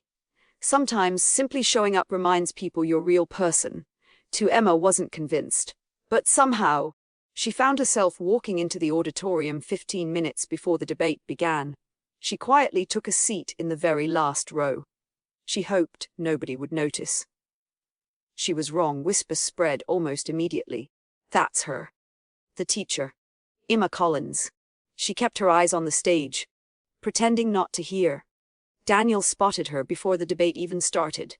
Their eyes met briefly. He gave the smallest nod imaginable. She returned it. Nothing more. The moderator stepped to the podium. Ladies and gentlemen, welcome to the Ravenwood Sheriff's Forum. Applause echoed through the auditorium. The first questions focused on crime, budgets, road patrols, emergency response. Daniel answered confidently. So did Carl. Then an elderly man stood from the audience. My question is for both candidates. The moderator nodded. Go ahead. The man adjusted his glasses. How much should a sheriff's personal life matter to the people voting? The room fell silent. Carl smiled. I believe public trust is built on good judgment. The choices we make personally reflect the choices we make professionally. Several people applauded. Then it was Daniel's turn. He stepped away from the podium. My wife died 5 years ago. The room became perfectly still. For a long time, I believed my life had ended with hers. Emma lowered her eyes. Daniel continued. If I choose to spend time with someone who is kind, someone who has dedicated her life to teaching children, someone whose character has already been questioned unfairly, I don't believe that makes me less qualified to wear this badge. He paused. I believe it makes me human. Silence, then applause. Not loud, not overwhelming, but genuine. Daniel looked across the audience. I've never asked anyone in Ravenwood to agree with every decision I make. I've only asked them to judge me by the life I've lived. More applause followed. Emma felt tears welling in her eyes. For the first time, he hadn't defended himself. He had defended her. The debate ended nearly 2 hours later. People gathered in small groups throughout the lobby. Some congratulated Daniel. Others spoke with Carl. Emma quietly slipped toward the exit. She almost made it. Miss Collins. She turned. It was Harold Dixon, chairman of the school board. I wanted to tell you something. Emma waited. My granddaughter is in your class. Emma smiled. Emily's wonderful. Harold nodded. She told me yesterday that school is her favorite place because of you. Emma's eyes softened. I've been thinking. He sighed. I spent too much time listening to angry adults, and not enough time listening to the children. Emma didn't know what to say. You've handled all of this with more grace than most people would. He extended his hand. I'm sorry. Emma shook it warmly. Thank you. As Harold walked away, another voice called out. Emma. She turned again. Abigail. She had attended the debate without telling her father. I liked what Dad said. Emma smiled. So did I. Abigail hesitated. I don't know where this is all going. You don't have to. But. She looked around to make sure no one was listening. I don't think Mom would have wanted us to spend the rest of our lives unhappy. Emma's breath caught. Abigail smiled nervously. I'm still working on everything. I know. But. She took a deep breath. I'm trying. Emma's eyes filled with tears. That's all anyone can ask. Across the lobby, Carl Simmons watched the conversation from a distance. Victor walked over. We lost tonight. Carl never took his eyes off Emma, Daniel, and Abigail. No, he spoke quietly. We lost something much more important. What? The story. Victor frowned. Carl sighed. They're no longer talking about rumors. They're talking about forgiveness. He turned toward the exit. And that's a story almost impossible to beat. Election day was still 3 weeks away. For the first time since the rumors had begun, Daniel Brooks woke feeling something he hadn't felt in nearly a month. Hope. It wasn't because the polls had improved. It wasn't because the debate had gone well. It was because people had started asking better questions. Not as the sheriff dating the new teacher, but who started all of this? Those questions were far more dangerous to Carl Simmons. Emma arrived at school carrying a box of pumpkins her students would decorate for the annual reading contest. The children cheered the moment they saw them. Miss Collins, can we paint them? Can mine be a dragon? Can mine have googly eyes? Emma laughed. I think we can make all of that happen. As the children rushed to gather paintbrushes, Linda Foster appeared at the classroom door. This time, she was smiling. Can I borrow you? Emma stepped into the hallway. Good news. Linda handed her an envelope. The school board met last night. Emma opened it. Inside was a single-page letter. After reviewing all complaints, the Ravenwood School Board unanimously finds no evidence that Emma Collins has violated any professional or ethical standards. The matter is officially closed. Emma read it twice. Then a third time. She looked up. So, Linda grinned. So you're exactly what you've been since the day you arrived. Or best third grade teacher. Emma let out a long breath she hadn't realized she'd been holding. I was beginning to wonder if I'd ever just be a teacher again. You will, Linda smiled. And I think the town's finally catching up. Across town, County Investigator Thomas Reed walked into Daniel's office, carrying another folder. Daniel raised an eyebrow. You've been bringing me a lot of folders lately. Tom smiled. This one's different. He placed it on the desk. We traced the anonymous complaint. Daniel sat forward. And it originated from a political consulting firm in Nashville. I knew that. Tom nodded. We also found who paid them. Daniel opened the folder. The invoice was addressed to a Friends of Carl Simmons campaign. Daniel looked up slowly. You can prove this, Tom nodded. The payment trail is clear. There are emails, phone records, and, he smiled slightly. Someone from the consulting firm has agreed to cooperate. Daniel leaned back in his chair. This is bigger than I thought. It gets bigger. Tom turned another page. The same firm created dozens of anonymous social media accounts. Daniel frowned. The ones attacking Emma? Tom nodded. They weren't local parents. They weren't concerned citizens. They were fake profiles. Daniel stared at the evidence. Every rumor, every accusation, every anonymous post, manufactured, not by a grieving town, but by a professional political operation. Mayor Carl Simmons was halfway through a campaign luncheon when Victor Hale rushed into the private dining room. Carl. Not now. It can't wait. Victor handed him his phone. Carl's smile disappeared. The screen displayed a news alert from the county newspaper. Investigation expands into anonymous ethics complaint filed against Sheriff Brooks. Carl looked up. How much do they know? Victor hesitated. Enough. Carl slowly placed the phone on the table. Get Denise. We're having an emergency meeting. That afternoon Daniel drove to the elementary school. Not to see Emma. Not officially. He wanted to tell her himself before she heard it from someone else. She was helping students plant tulip bulbs in the school garden when she noticed him. The sheriff. One of the children whispered excitedly. Daniel smiled. I promise I'm not here because anyone's in trouble. The children laughed. Emma walked over, brushing dirt from her hands.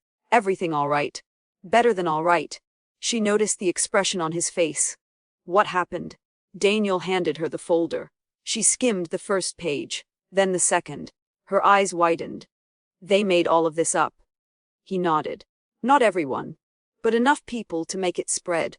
Emma closed the folder. I kept wondering what I'd done wrong.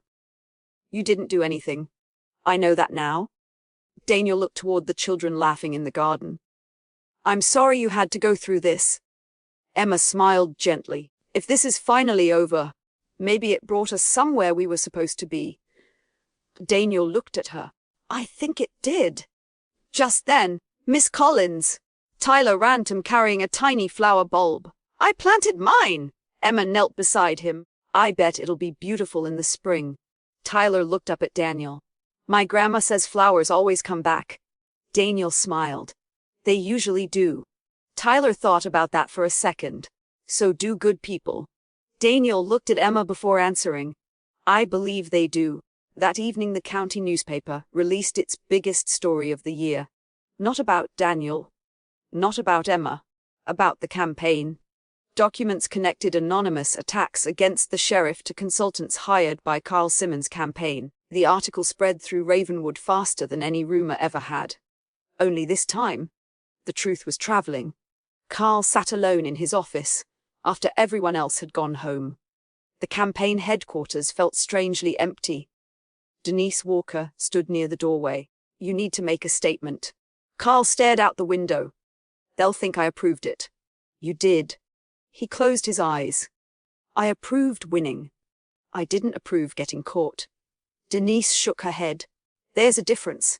Carl didn't answer. For the first time in years, he wasn't thinking about the election. He was wondering whether he'd gone too far. Later that night, Emma sat on her front porch with a cup of tea. Daniel joined her after finishing his shift. Neither spoke immediately. The silence felt peaceful. Not uncertain. Not awkward. Peaceful. You know, Emma said quietly. When I first moved here, I thought Ravenwood would be the place where I could hide. Daniel smiled. And now? She looked at the lights scattered across town. I don't think I was meant to hide. I think I was meant to belong. Daniel reached over and gently took her hand. This time, she didn't pull away. For the first time since they met beside that broken down sedan, neither of them was looking over their shoulder. Maybe tomorrow would bring another challenge. Maybe Carl Simmons wasn't finished. But tonight, hope finally felt stronger than fear. If Daniel and Emma's journey has reminded you that truth has a way of finding its voice, and that second chances are worth fighting for, I'd love for you to subscribe, leave a like, and share where you're watching from. Your support helps bring more stories like this to life. For the first time in weeks, Ravenwood woke to something other than gossip. It woke to questions. Real questions. Who created the fake social media accounts? Who paid the consulting firm? How many lies had people believed? At Parker's diner, Betty Parker refilled coffee cups while customers argued over the front page of the Ravenwood Gazette. I can't believe Carl would do something like this. You think Daniel made it up? New? I think we all got played. Betty quietly smiled to herself. The truth had finally arrived. It had simply taken longer than the rumors. Emma walked into her classroom to find 24 excited third graders waiting for her. Not because of the newspaper. Because today was pumpkin decorating day. Construction paper covered every table, paintbrushes sat in little jars, tiny pumpkins waited in neat rows. Miss Collins. Lily raised her hand. Can mine have glasses? Emma laughed. Of course. What about a sheriff's hat? The class giggled. Emma smiled. I think pumpkins can wear whatever they like. Within minutes the room filled with laughter. Orange paint ended up on desks. Green paint somehow appeared on Tyler's nose. Emma couldn't remember the last time she had laughed this much. For a little while, the outside world disappeared again. Daniel wasn't having quite as peaceful a morning. County Attorney Melissa Grant arrived just after 9. She closed the office door behind her. I'll get straight to it. Daniel nodded. I'm listening. The investigation has expanded. I figured. Melissa placed several documents on his desk. We've subpoenaed the consulting firm's financial records. Daniel scanned the paperwork. And there are payments we can't explain. He looked up. Campaign money? Melissa nodded. Potentially. Daniel leaned back. What happens now? If enough evidence exists, the State Election Commission will step in. Daniel sighed. I never wanted any of this. I know. Melissa smiled sympathetically. But sometimes doing the right thing makes you part of a fight you never chose. Across town, Carl Simmons stared at his campaign staff. The conference room felt unusually empty. 3 volunteers hadn't shown up. 2 others had resigned. Victor Hale looked exhausted. "We've lost another endorsement." Carl rubbed his temples. "Ooh, the Sheriff's Association." Carl nodded slowly. "I expected that." Denise Walker folded her arms. "We need to apologize." Carl looked up sharply. "For what?" "The attacks. We should admit mistakes before someone else tells our story." Carl stood. "I'm not admitting to something investigators haven't proven." Denise met his eyes. "They're going to." The room fell silent. Carl looked around at the people who had spent months helping him campaign. For the first time, none of them looked confident. Late that afternoon, Emma found someone waiting outside the school. Abigail. She leaned against her car, looking nervous. Emma smiled. "Everything all right? I was hoping we could talk." "Of course." They walked slowly around the empty playground. Children's laughter had faded hours earlier. Only the sound of leaves blowing across the blacktop remained. Abigail took a deep breath. "I owe you another apology." Emma smiled gently. "You've already apologized." "Not for this." She looked down. "I judged you before I ever knew you." Emma stayed quiet. "I was so afraid of losing Mom that I never stopped to ask who you really were." Emma nodded. "I understand. I don't think I would've." Abigail laughed softly. "My roommate says I inherited Dad's stubbornness." Emma smiled. "I think she's right." They both laughed. It was the first genuine laugh they'd ever shared. Abigail reached into her purse. "I have something for you." Emma looked surprised. Abigail handed her a small silver key. Emma frowned. "What's this?"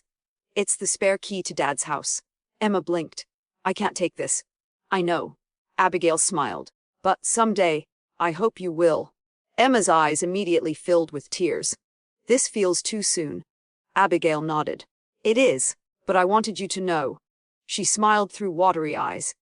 "I'm not standing in the doorway anymore. I'm stepping aside." Emma wrapped her arms around Abigail before either of them realized what was happening.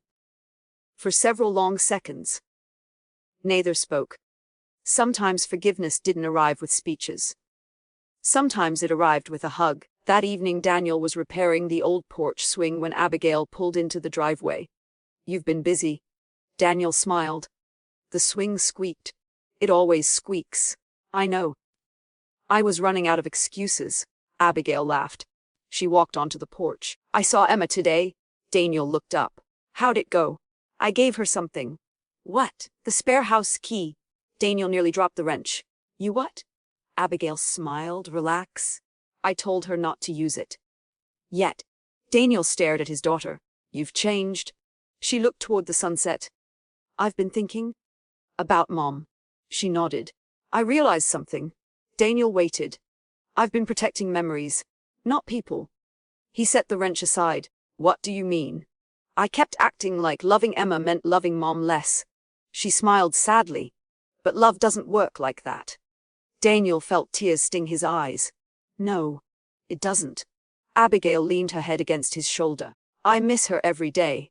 "So do I. I always will." "So will I." For several quiet moments they watched the sun disappear behind the hills. The grief hadn't vanished. It never would. But it no longer stood between them. Across town, Betty Parker closed the diner for the night. As she locked the front door, she noticed a familiar figure sitting alone on a bench across the street. Mayor Carl Simmons. No campaign staff. No reporters. No supporters. Just Carl. Betty hesitated before walking over. "You look lonely." Carl gave a tired smile. "I suppose I earned that." She sat beside him. "I've known you a long time, Carl. I know. You weren't always this man." Carl stared at the empty street. "I kept telling myself I was doing what politicians do. And I forgot I was supposed to be serving neighbors." Betty nodded slowly. "There's a difference." Carl sighed. "I don't know if anyone will ever forgive me." Betty stood. "That's not your decision." She smiled kindly. "But it is your decision whether you become someone worth forgiving." Carl watched her walk away. For the first time since the campaign began, he wasn't thinking about winning. He was thinking about the man he'd become. and whether there was still time to change. The first Saturday in October arrived with clear skies and cool air.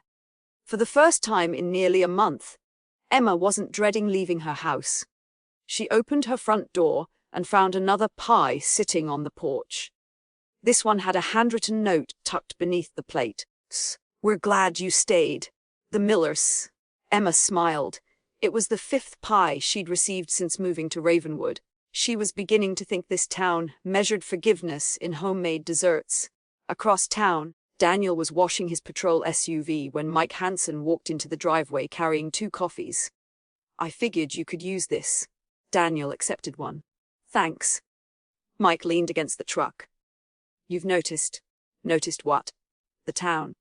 Daniel looked toward Main Street. People waved as they drove past. Several slowed just to say hello.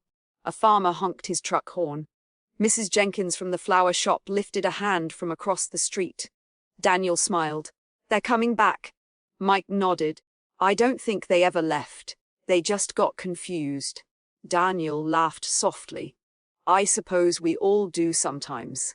Emma spent the morning at the annual fall book fair inside the community center. Children raced between tables stacked with colorful books. Parents followed behind carrying reusable shopping bags. Emma helped Lily choose a mystery novel.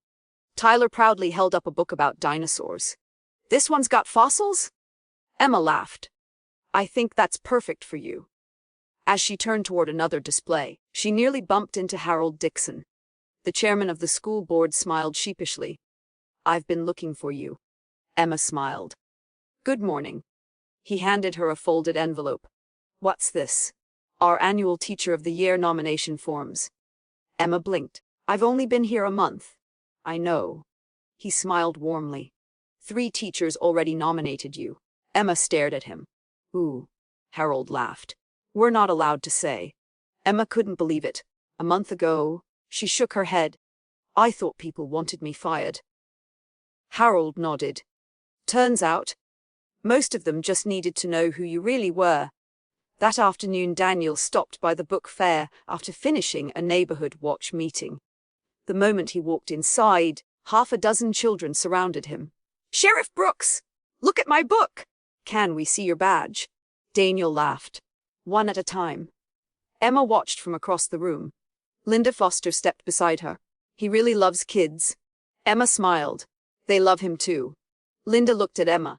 "And he looks at you the way a man looks at someone who's changed his life." And Emma felt her cheeks warm. "I don't know about that." Linda grinned. "Oh, I do." After the fair ended, Daniel helped Emma carry several boxes of leftover books to her car. "You didn't have to stay." "I know." He lifted another box into the trunk. "I wanted to." Emma smiled. "So, what are your plans tomorrow?" Daniel hesitated. "I was hoping." He rubbed the back of his neck. "Maybe you'd like to come over for dinner." Emma looked surprised. "Your house?" He nodded. "If you're comfortable." Before she could answer, another voice interrupted. "I think that's a great idea." They both turned.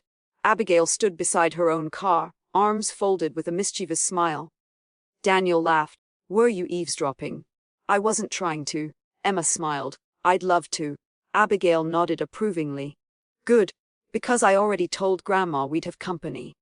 Daniel looked at his daughter. "You planned this?" She shrugged innocently. "Maybe." Sunday afternoon arrived with nervous excitement. Emma stood in front of her bedroom mirror longer than she cared to admit. She finally settled on a navy blue sweater and jeans. Nothing fancy, just comfortable. She picked up a small apple pie she'd baked that morning, then laughed to herself, bringing pie to a house that probably already had pie. She knocked on Daniel's front door. It opened almost immediately. Daniel smiled. "You look beautiful." Emma laughed softly. "I've been standing here 3 seconds. I noticed quickly." She handed him the pie. "I wasn't sure what to bring." He looked inside the box. "Betty's going to be offended." Emma smiled. "I'll apologize later." The farmhouse felt warm. Family photographs lined the hallway. The scent of roasted chicken drifted from the kitchen. Emma paused in front of one picture. Daniel and his late wife, both much younger, holding a baby Abigail. Daniel walked beside her. That was taken 20 years ago. Emma smiled gently. She had a beautiful smile. Daniel nodded. She really did. Emma looked at the photograph for another moment. I hope you know. She turned toward him. I've never wanted to replace her. Daniel stepped closer. I know. She helped make me the man you met. Emma slipped her hand into his. And she's part of your story. Always. Neither of them noticed Abigail watching from the kitchen doorway. She quietly smiled to herself before disappearing back inside. Dinner was surprisingly easy. Abigail teased her father about burning pancakes. Daniel defended himself. I only burned them once. 3 times. Those were separate occasions. Emma laughed harder than she had in weeks. By dessert, the conversation had shifted from awkward introductions to childhood stories. Abigail showed Emma old family photo albums. Daniel groaned. Please don't. Oh, I absolutely am. Emma laughed at a picture of 16-year-old Daniel wearing a ridiculous cowboy hat. I need a copy of this. No. Absolutely. You promised to destroy all the evidence. Abigail grinned. I lied. For the first time, the farmhouse sounded like a home again. Not because someone had replaced the past, because new memories were finally being allowed to exist beside it. Later that evening, after Emma had gone home, Abigail helped clear the dishes. She looked toward her father. You smiled a lot today. Daniel smiled. I did. I haven't seen that smile since Mom. Daniel became quiet. I wasn't sure I'd ever smile like that again. Abigail placed the last plate into the dishwasher. I think she'd be happy. Daniel looked at her. You really believe that? She nodded. Mom loved seeing people happy. She would have hated watching us stay sad forever. Daniel wrapped his daughter in a hug. Thank you. She smiled. For what? For helping me find my way back. Across town, Carl Simmons stood alone outside his campaign headquarters. Most of the lights were off. Several campaign signs had already been removed from the lawn. Victor Hale walked out carrying a cardboard box.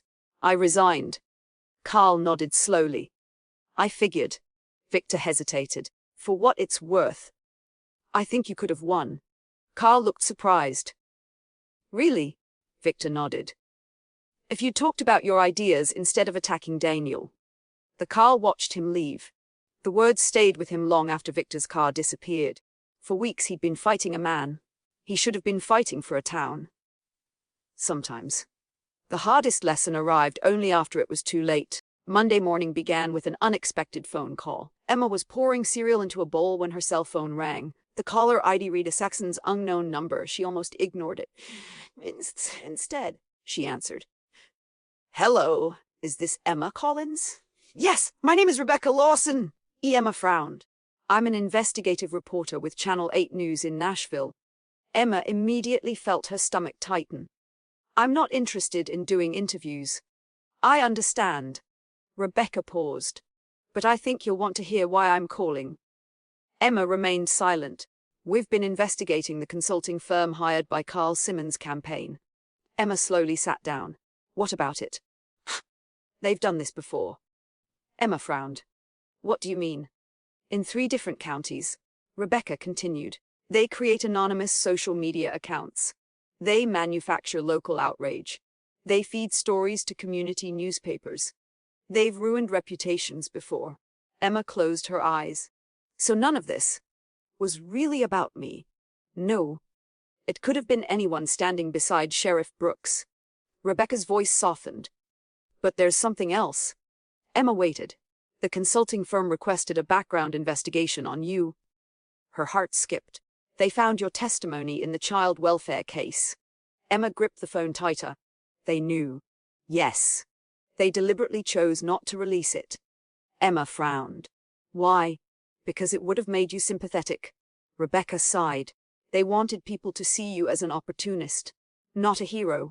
Emma didn't know how to respond. For several long seconds, neither woman spoke.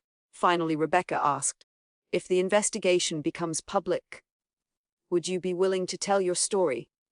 Emma looked toward the framed photograph of her late husband sitting on the bookshelf. I'll think about it. Across town, Daniel was finishing paperwork when County Attorney Melissa Grant hurried into his office. You've got company. Daniel looked up. Ooh. The State Election Commission. 3 people walked in wearing business attire. The woman leading them introduced herself, Karen Whitmore. Daniel shook her hand. What can I do for you? We're conducting a formal investigation into campaign misconduct. Daniel nodded. I figured that might happen. Karen smiled. We're not investigating you. I know. We're hoping you'll help us. An hour later, Daniel had provided every document they requested. Phone records, ethics complaint files, timeline notes. Karen closed her notebook. Thank you. Daniel nodded. I just want the truth. Karen stood. So do we. Before leaving, she paused. One more thing. Daniel looked up. We've interviewed someone from the consulting firm. His expression changed. And they're willing to testify. Mayor Carl Simmons didn't receive nearly as pleasant a visit. 2 investigators arrived at campaign headquarters just before noon. Carl watched them enter through the glass doors. Denise Walker quietly whispered, "This is bad." Carl nodded. "I know." The lead investigator introduced himself. "We have a warrant authorizing access to campaign financial records." Carl tried to remain calm. "You'll have our full cooperation. For the next 4 hours, boxes of invoices, computers, financial ledgers, email backups, everything was collected." When the investigators finally left, the headquarters felt strangely empty. Carl looked around the room. Weeks earlier it had been filled with volunteers. Laughter, energy, hope. Now only silence remained. Meanwhile, Emma was trying very hard not to think about politics. Her students were rehearsing for the fall reading celebration. Each child had chosen a favorite book. One by one they stood in front of the class. Some stumbled over words. Others read with confidence. When it was Lily's turn, she carried a copy of Charlotte's Web. Emma smiled. Wonderful choice. Lily nodded proudly. When she finished reading, Emma applauded. So, what made you choose that story? Lily thought for a moment. Because everybody thought Charlotte was little, but she still changed everything. Emma smiled warmly. I think that's a beautiful answer. Lily looked at her teacher. My grandma says people don't have to be loud to be brave. Emma felt tears threatening again. Your grandma says a lot of smart things. She watches old movies. Emma laughed. I'll have to meet her one day. That afternoon Emma stopped by Parker's diner after school. The moment she walked inside, the conversations didn't stop. They continued. People smiled. Several waved. One elderly man stood as she passed. Miss Collins. She smiled politely. Good afternoon. I just wanted to thank you. Emma looked surprised. For what? My granddaughter loves school again. He tipped his cap. That's because of you. Emma thanked him quietly before taking a seat. Betty arrived carrying coffee. No menu. Emma laughed. You've decided for me again. You always order the same thing. Emma smiled. I guess you know me now. Betty leaned against the booth. You know, I think Ravenwood does too. That evening Daniel stopped by after his shift. He slid into the booth across from Emma. I've got good news. Emma smiled. So do I. You first. She told him about the phone call from Rebecca Lawson. Daniel listened carefully.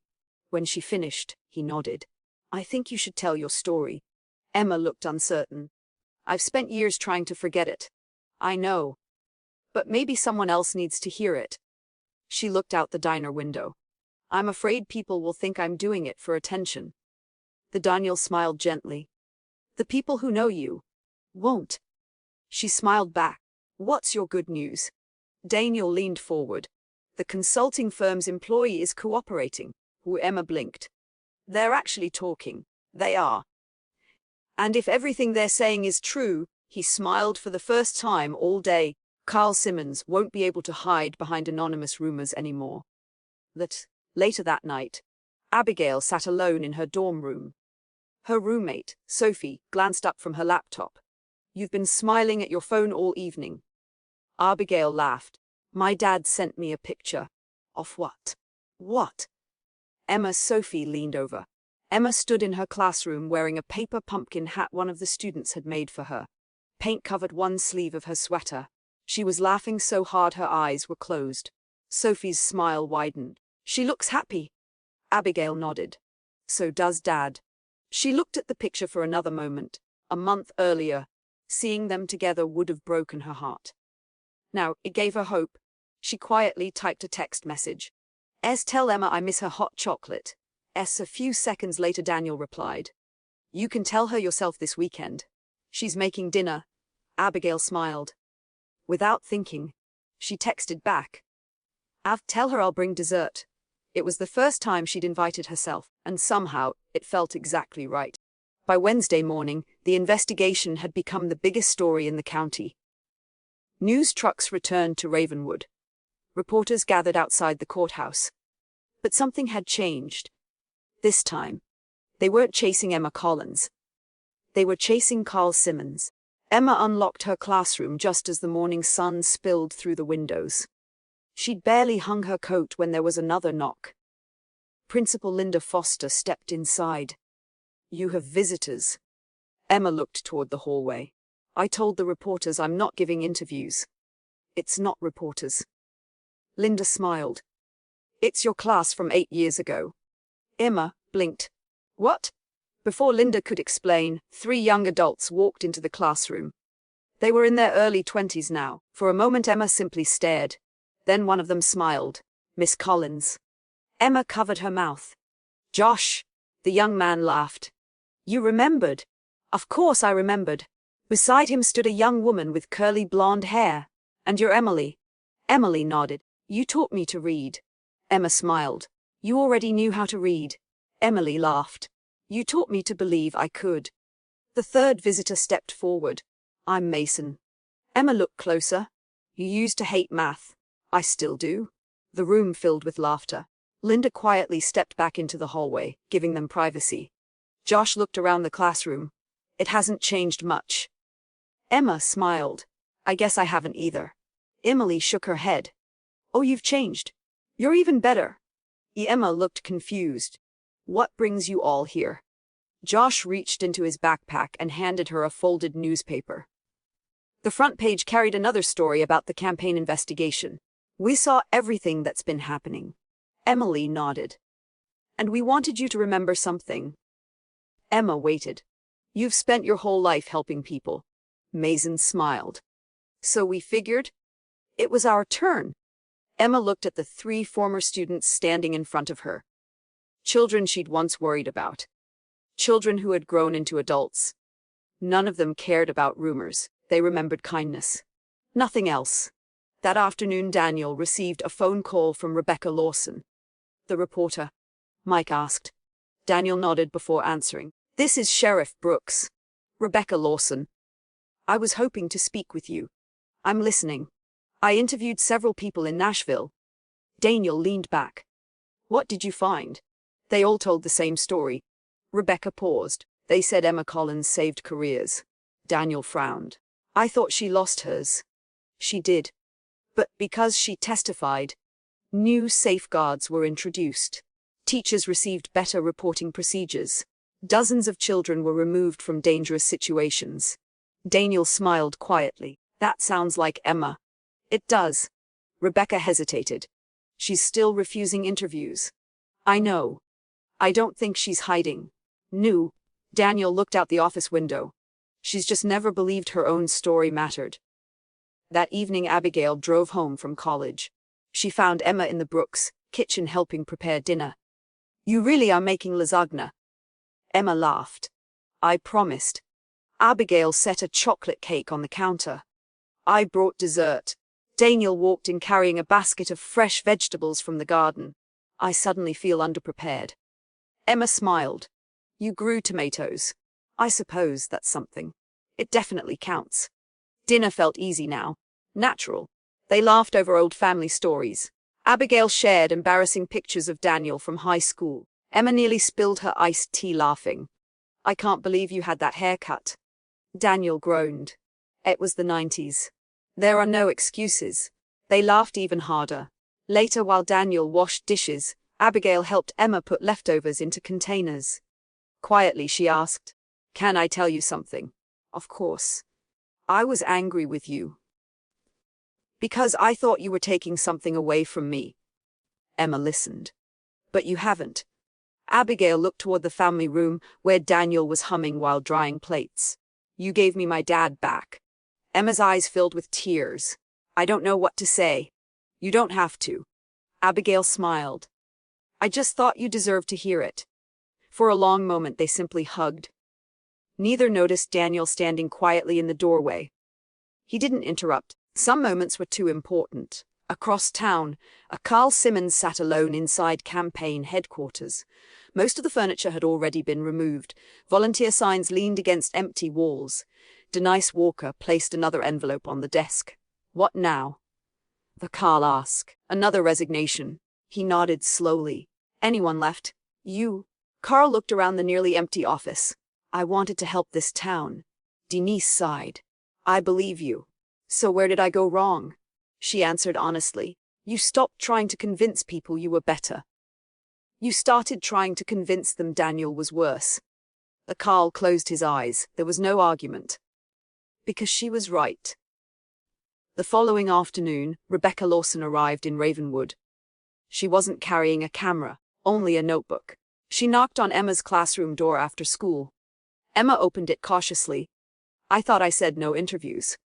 Rebecca smiled kindly. You did. So why are you here? Because sometimes journalists forget to listen. Emma looked at her for a moment. Finally she stepped aside. 5 minutes. Rebecca nodded. I won't even open my notebook unless you ask me to. They sat in tiny classroom chairs meant for 8-year-olds. Rebecca looked around the colorful room. So? Why did you become a teacher? Emma smiled. My second-grade teacher. Rebecca waited. She believed in me when I didn't. And I spent the rest of my life trying to become someone else's reason to believe. Rebecca didn't write a single word. She simply listened. When Emma spoke about her late husband, Rebecca listened. When Emma spoke about Nashville, she listened. When Emma described the little boy whose courage inspired her to testify, Rebecca quietly wiped away a tear. An hour passed before either of them noticed. Rebecca finally stood. I understand now. Emma looked up. What? Why this town fought so hard to keep you? Emma smiled softly. I don't think they fought for me. Rebecca shook her head. I think they did. She paused at the classroom door. I still won't publish anything without your permission. Emma thanked her. After Rebecca left, Emma sat alone in the quiet classroom. For years, she had carried one painful chapter of her life like a secret, maybe. It wasn't meant to stay a secret forever. Maybe the story wasn't about what she'd lost. Maybe it was about the children she'd helped save. Outside the classroom window, the last rays of sunlight stretched across the playground. Tomorrow would bring another chapter. But for the first time, Emma felt ready to let people know who she really was. Friday morning arrived with an unusual calm. For the first time in nearly 6 weeks, Emma drove to school without checking her rearview mirror for reporters. The news vans were gone. The anonymous posts had nearly disappeared. Even the conversations at the grocery store had changed. People weren't asking about rumors anymore. They were asking about the investigation. And more importantly, they were asking how Emma was doing. At Ravenwood Elementary, the third graders were unusually excited. Today was the fall reading celebration. Parents filled the cafeteria. Grandparents lined the back rows. Children proudly held the books they had practiced reading for weeks. Emma stood near the stage, helping nervous students remember their places. Lily tugged gently on her sleeve. Miss Collins. Yes! I'm scared. Emma knelt beside her. So am I sometimes. You are. Emma smiled. Almost every time I stand in front of people. Lily looked surprised. But you're a teacher. Emma nodded. And teachers get nervous too. So what do you do? Emma smiled. I remember that the people who care about me aren't hoping I fail. They're hoping I do my best. Lily thought about that. Then she nodded. I can do that. Emma squeezed her shoulder. I know you can. Just before the program began, Daniel quietly slipped into the back row. He wasn't there as sheriff. He wasn't there as a candidate. He was simply there to support Emma. Betty Parker noticed him immediately. She slid over one seat. Thought you might need this. She handed him a program. Daniel smiled. Thanks. You've got the best seat in the house. Daniel looked toward the stage where Emma was helping children line up. I think I do. The program began. One by one the children stepped onto the stage. Some forgot words. Some spoke too quickly. Others looked only at their parents. Emma encouraged every single one with the same warm smile. When Lily finished reading from Charlotte's Web, the audience applauded.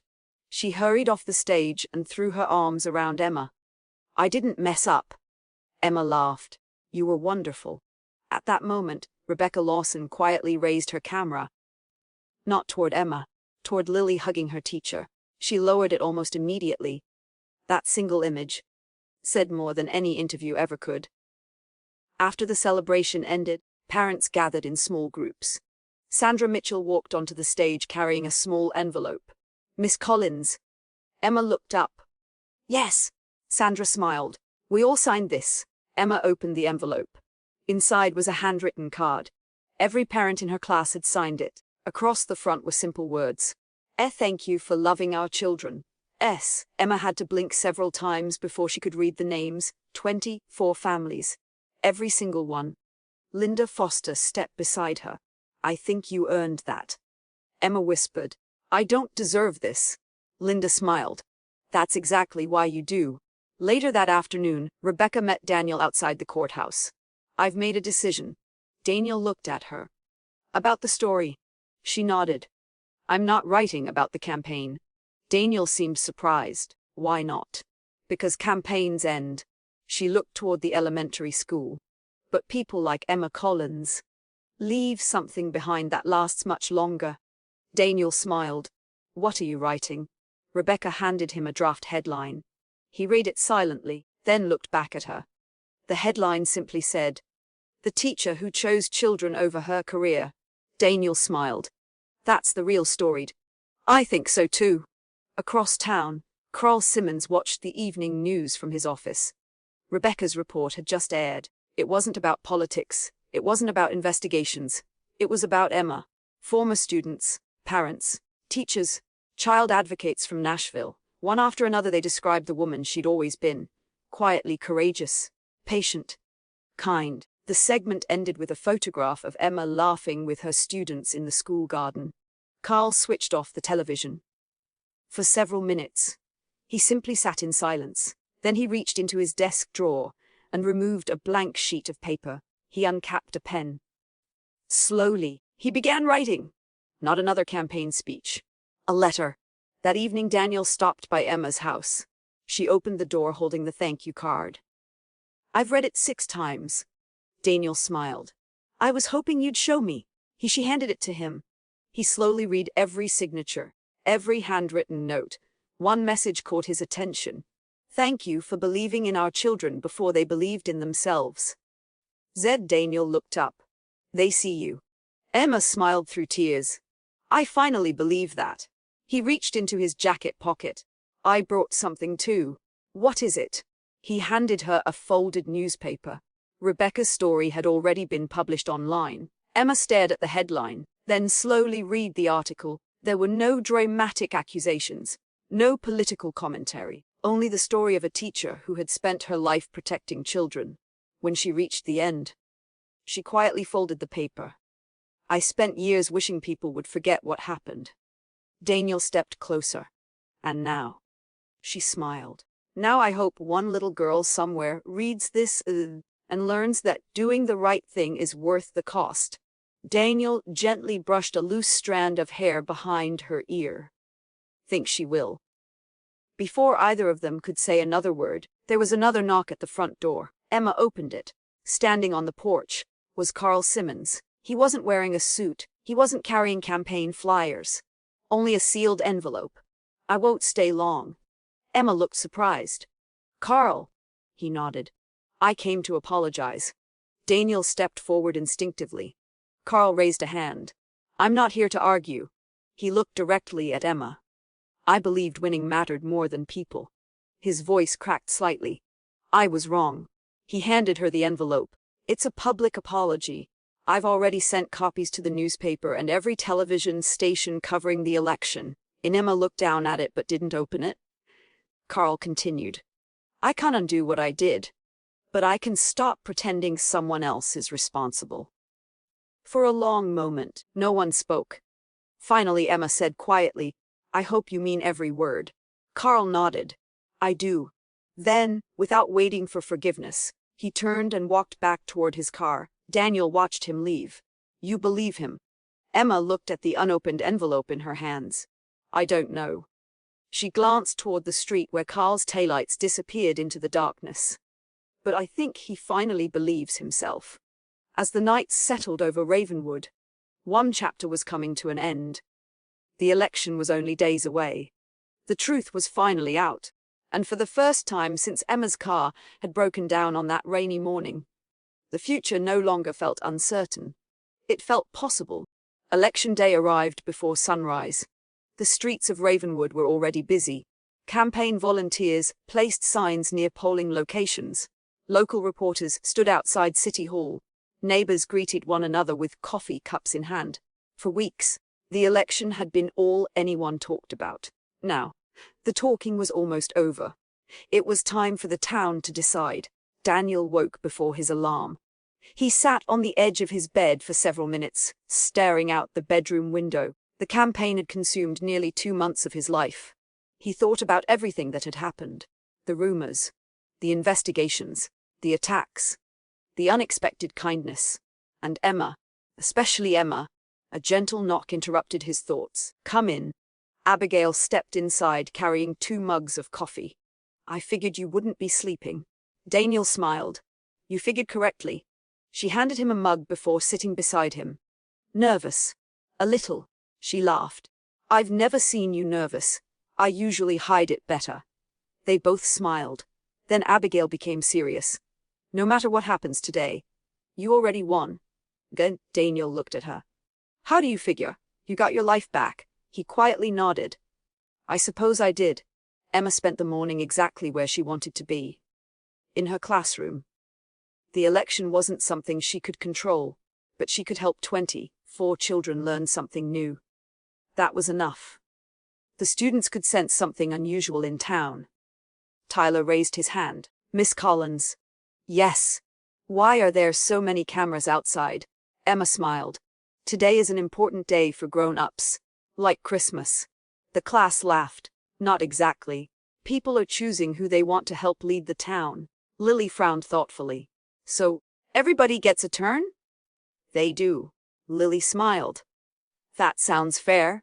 Emma nodded. It is. She looked around the classroom. And someday, you'll all get a turn too. Outside the school, Rebecca Lawson stood beside a cameraman. She wasn't covering the election. She was filming something different. Children leaving school. Parents greeting teachers. Neighbors talking on sidewalks. The life of Ravenwood itself. Her producer looked confused. Shouldn't we be at City Hall? Rebecca smiled.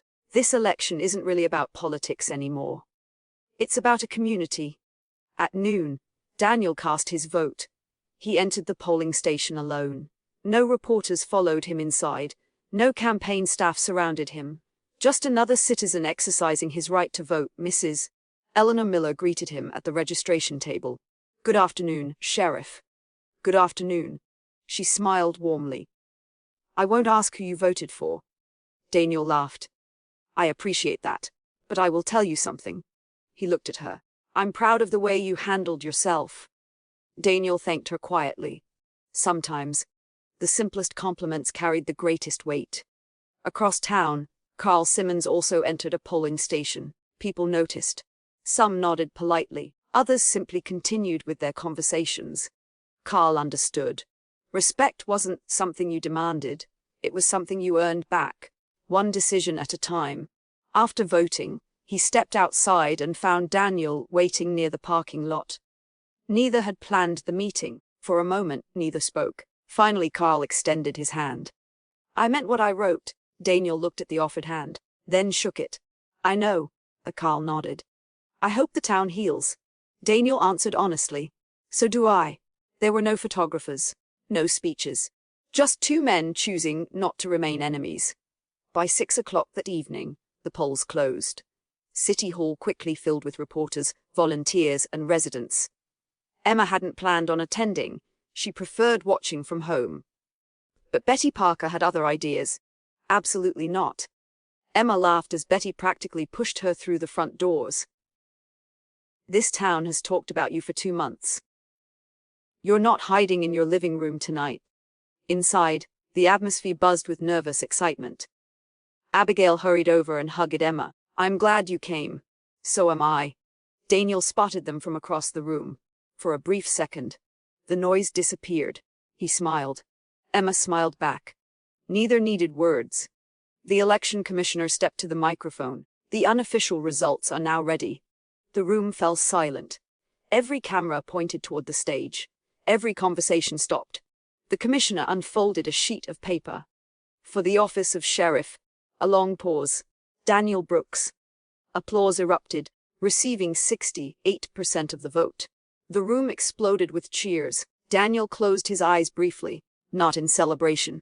In gratitude. Abigail hugged him first. So proud of you.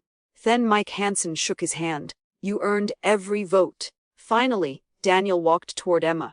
She stood quietly near the back of the room. Neither noticed the cameras following. I couldn't have done this without you. Emma smiled softly. I think you could have. He shook his head. No. You reminded me why I wanted this job in the first place. She reached for his hand. I'm proud of you, Sheriff. He laughed. You know, I was hoping you'd just call me Daniel. She smiled. I think I can do that. The room around them erupted into applause once more. Not because anyone had kissed. Not because of some grand romantic gesture. But because everyone in Ravenwood understood what they were witnessing. 2 people who had endured months of suspicion, standing together without fear. Later that evening, Daniel addressed the crowd.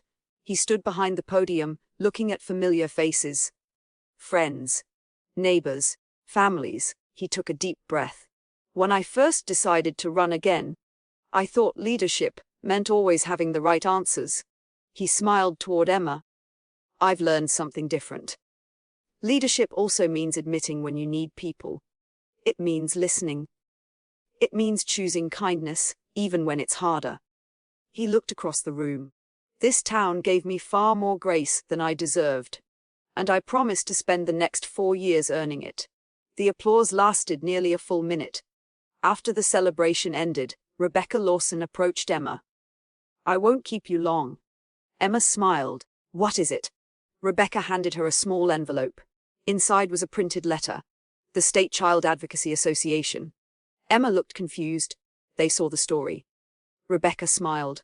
They're honoring you next month. Emma looked up. For what?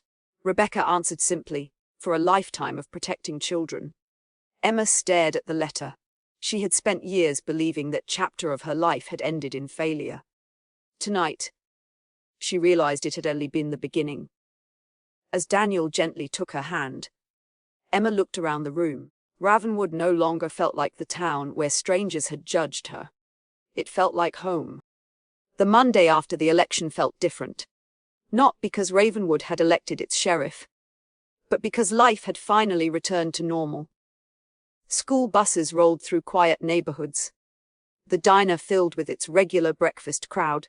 The courthouse parking lot held more pickup trucks than television vans. For the first time in months, the town was talking about football, not rumors. Emma unlocked her classroom just before 7:30. As she placed lesson plans on her desk, she noticed a small gift box waiting beside her apple. There was no name, only a handwritten tag. For the teacher who reminds children they matter. Emma carefully opened it. Inside was a silver bookmark shaped like an oak tree. Tucked beneath it was a note. Strong roots, gentle shade. Thank you for being both. Emma smiled to herself.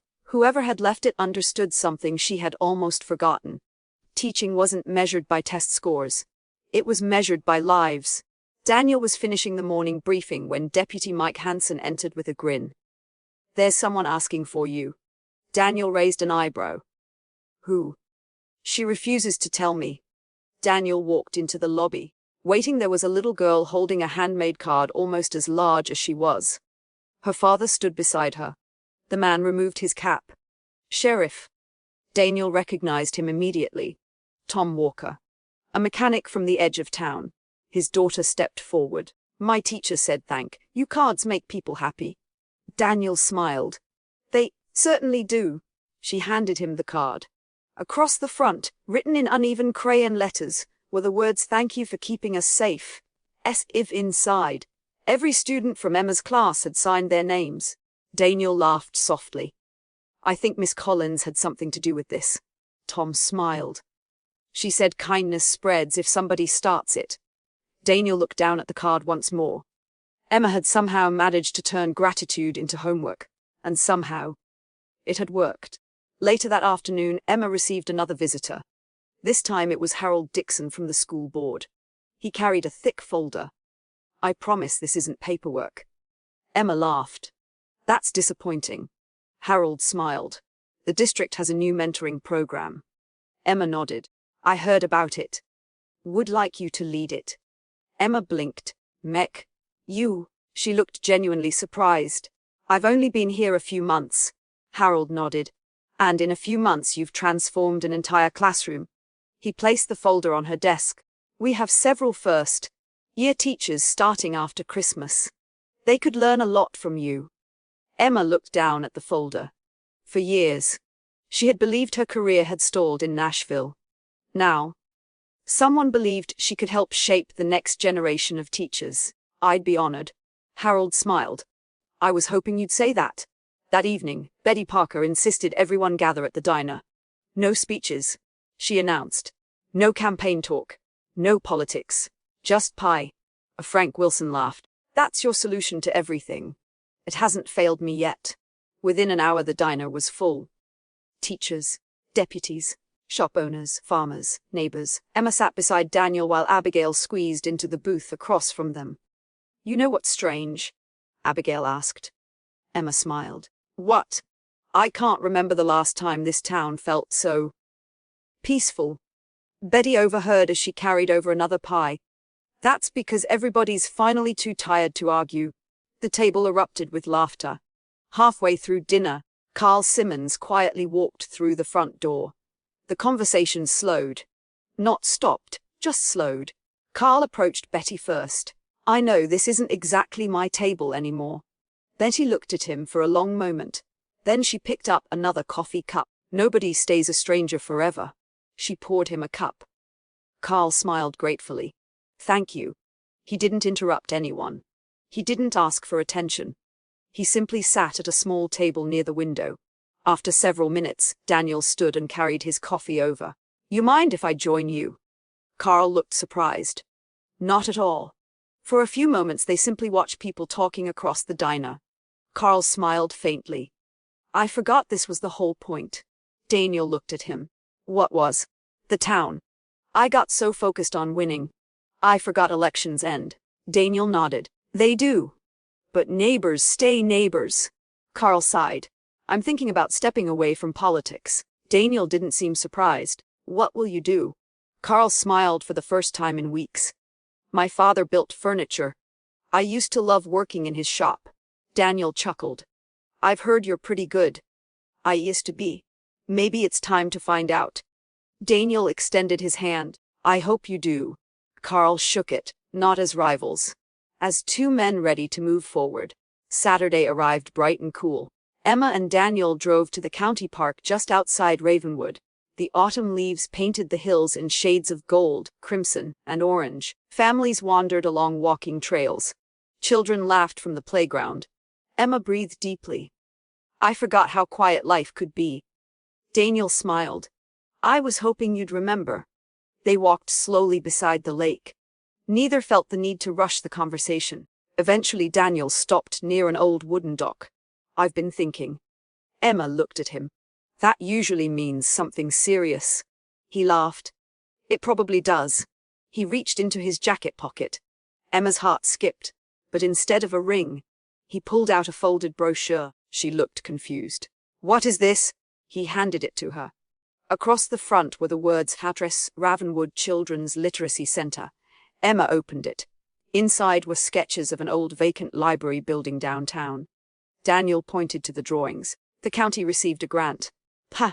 They're looking for someone to lead a community reading program. Emma slowly looked up. They asked you? Daniel smiled. No. I asked them. She stared at him. I told them I knew exactly the right person. Emma felt tears gathering. Daniel, you've spent your whole life helping children. Imagine what you could do if families could come after school. Read together. Learn together. Dream together. Emma looked back at the drawings. She could almost hear children filling the rooms, parents reading beside them, volunteers helping with homework, book clubs, story hours, a place where every child felt welcome. It would be wonderful. Daniel smiled. I hoped you'd think so. She slipped her hand into his. You know, when my car broke down, I thought my life had fallen apart again. Daniel squeezed her hand gently. I know. She looked out across the lake. It turns out, it was bringing me exactly where I was supposed to be. They stood together in comfortable silence as the wind carried fallen leaves across the water. Neither of them knew exactly what the future would hold. But they finally knew one thing with certainty. Whatever came next, they would face it together. 3 weeks passed quietly. For Emma, that alone felt like a miracle. The headlines had moved on. The television trucks had disappeared. Children still ran through the halls every morning. Parents still stopped to chat after school. Life had settled into something wonderfully ordinary, and ordinary turned out to be exactly what she'd been missing. The old Carnegie Library sat at the corner of Maple Street and 3rd Avenue. For years, its windows had been covered with plywood. The stone steps had begun to crumble. Vines climbed across the brick walls. Most people simply drove past without noticing it anymore. Emma stood in front of the building with Daniel one crisp Saturday morning. She looked at the faded sign above the entrance. It still feels beautiful. Daniel smiled. I thought you'd say that. County Commissioner Susan Hale unlocked the heavy front doors. They're expecting us. Inside, dust floated through beams of sunlight. Shelves stood empty, paint peeled from the walls. But beneath the years of neglect, the building still possessed quiet dignity. Susan handed Emma a folder. The county approved the grant. Emma looked surprised. Already? Susan nodded. We've secured enough funding to restore the first floor, and the community has volunteered the rest. Emma slowly looked around the room. You mean the town wants this? Suzanne laughed softly. Emma? I've received nearly 200 volunteer forms. She opened another folder. Carpenters, electricians, teachers, retired librarians, college students, even high school volunteers. Every page contained another familiar name. Emma recognized nearly all of them. Ravenwood wasn't simply donating money. It was giving its time. That afternoon, Betty Parker marched into the diner carrying a clipboard. She slapped it dramatically onto the counter. Attention! Every customer looked up. I need workers next Saturday. Frank Wilson looked over his newspaper. For what? The library. Harold Dixon raised his hand. I already signed up. So did I. Linda Foster added. Mike Hansen looked toward Daniel. Need deputies. Daniel grinned. We're bringing the whole department. Betty checked another box. Excellent. She looked around the diner. I'm making enough chili to feed 50 people. Frank laughed. Make it 70. Why? Because the whole town's coming. The following Saturday, more than 80 volunteers arrived before sunrise. Pickup trucks filled the parking lot. Ladders leaned against the old building. Someone rolled in a cement mixer. Children carried paintbrushes nearly as tall as they were. Emma stood speechless. I don't know what to say. Betty handed her a pair of work gloves. Don't. Just help. The entire day became a celebration. Daniel replaced broken porch railings alongside Mike. Carl Simmons quietly repaired old wooden bookshelves with remarkable skill. Abigail organized college volunteers to sort donated books. Linda and several retired teachers cleaned classrooms upstairs. Even the children found ways to help. Lily proudly placed colorful bookmarks into boxes. Tyler carefully stacked picture books according to size. By lunchtime, the building already looked different. Not finished, but alive. Emma walked into one room that had once been the children's reading area. The faded mural on the wall showed woodland animals gathered beneath a giant oak tree. Years of dust had hidden most of the colors. A volunteer gently wiped away another section. Bright blues, deep greens, golden leaves. Emma smiled. It was beautiful all along. An elderly woman beside her nodded. Sometimes things don't need replacing. They just need someone willing to uncover what's already there. Emma quietly realized the woman wasn't talking about the mural. Near sunset, the volunteers gathered outside for Betty's famous chili. Long folding tables stretched across the lawn. Children chased one another through piles of autumn leaves. Music played softly from an old radio. Daniel found Emma sitting on the library steps watching the town celebrate. Tired. She laughed. I don't think I've ever been this tired. Worth it. She looked around. Families laughing. Neighbors talking. Carl teaching teenagers how to sand old wood. Abigail reading stories to younger children while Lily turned pages dramatically. Emma smiled. Every minute. Daniel sat beside her. You've changed this town. Emma immediately shook her head. No. I think this town changed me. Later that evening, as the last volunteers packed away tools, Carl approached Emma carrying a small wooden box. I made this. Emma carefully opened it. Inside was a beautifully carved oak bookmark. On one side were tiny engraved words. As every child deserves someone who believes in them, and Emma looked up. It's beautiful. Carl smiled. My father taught me woodworking. I stopped years ago. You should start again. He nodded thoughtfully. I think I will. For the first time, Emma saw genuine peace in his face. Not because his mistakes had disappeared, because he had finally begun building something instead of tearing things apart. The following Friday evening, Daniel invited Emma to dinner. Not at the farmhouse, not at Parker's Diner, at the small lakeside pavilion where they'd often walked together. String lights hung from the wooden beams. A simple table overlooked the water. Nothing extravagant, nothing expensive, just quiet, just them. Emma smiled as she arrived. This is beautiful. Daniel pulled out her chair. I had a little help. Betty. He laughed. And Abigail. I knew it. Dinner passed easily.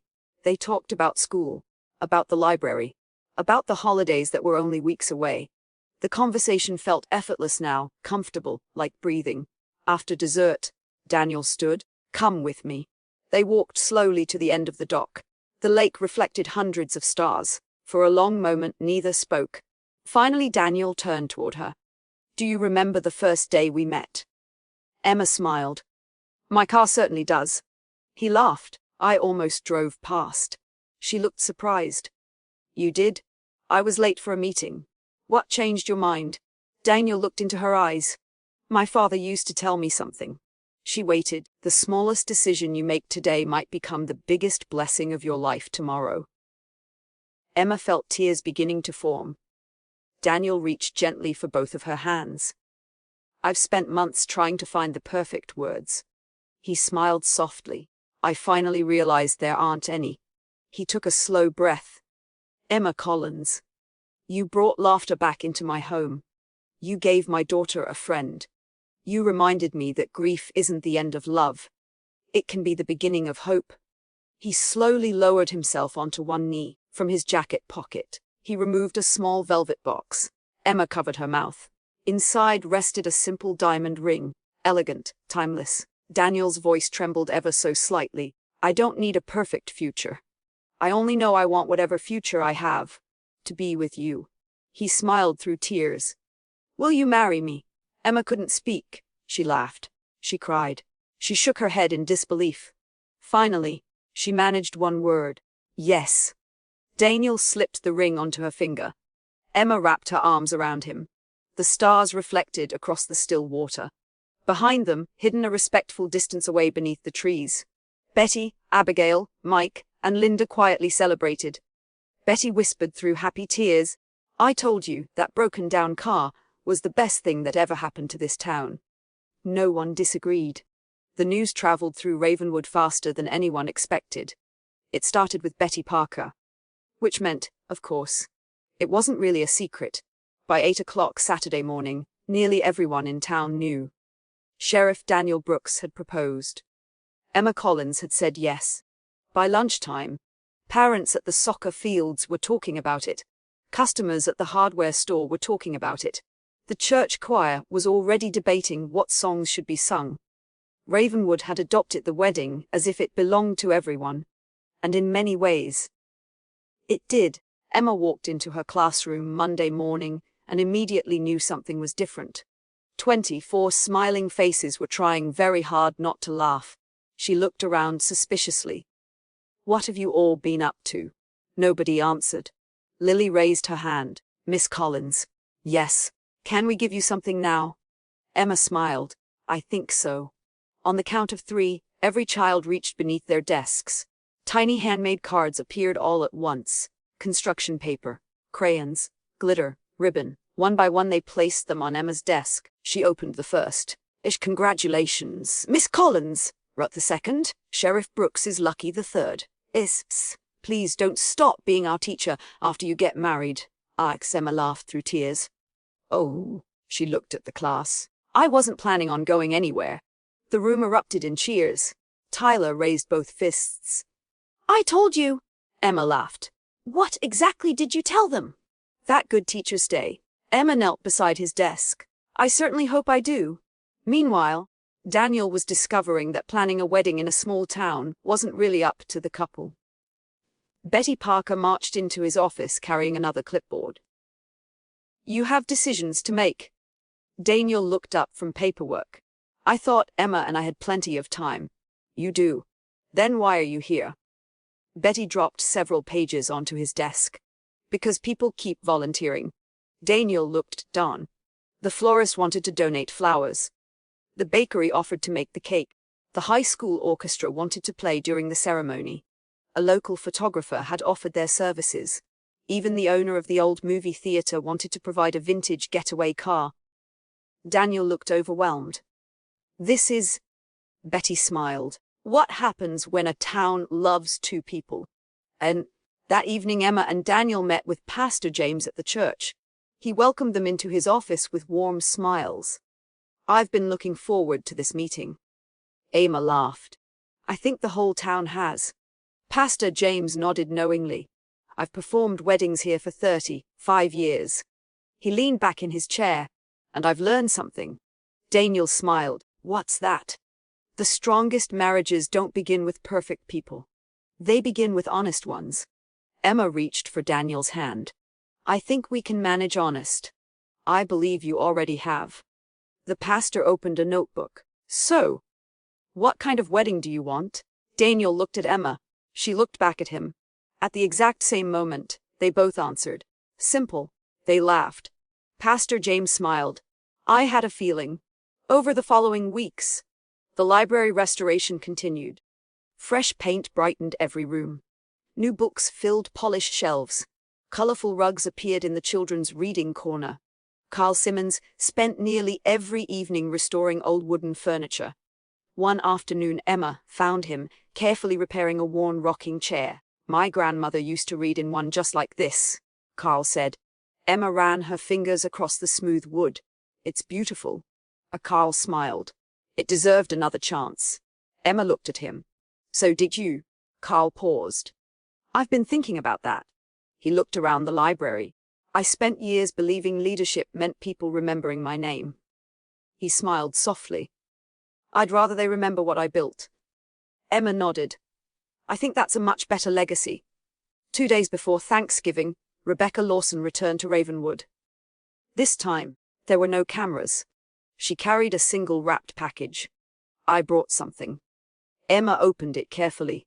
Inside was a framed newspaper. Not the front page, not the headline, just a single photograph. It showed Emma kneeling beside Lily after the reading celebration. Lily was smiling proudly.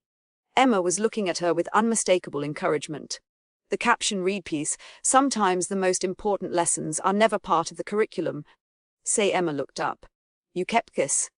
Rebecca smiled. "I've covered elections, hurricanes, trials, political scandals." She paused. But that's still my favorite photograph. Emma hugged her. Thank you? No. Rebecca smiled warmly. Thank you for reminding me that good news deserves to be told too. Thanksgiving morning arrived bright and cold. Instead of celebrating separately, nearly everyone gathered at the newly restored library.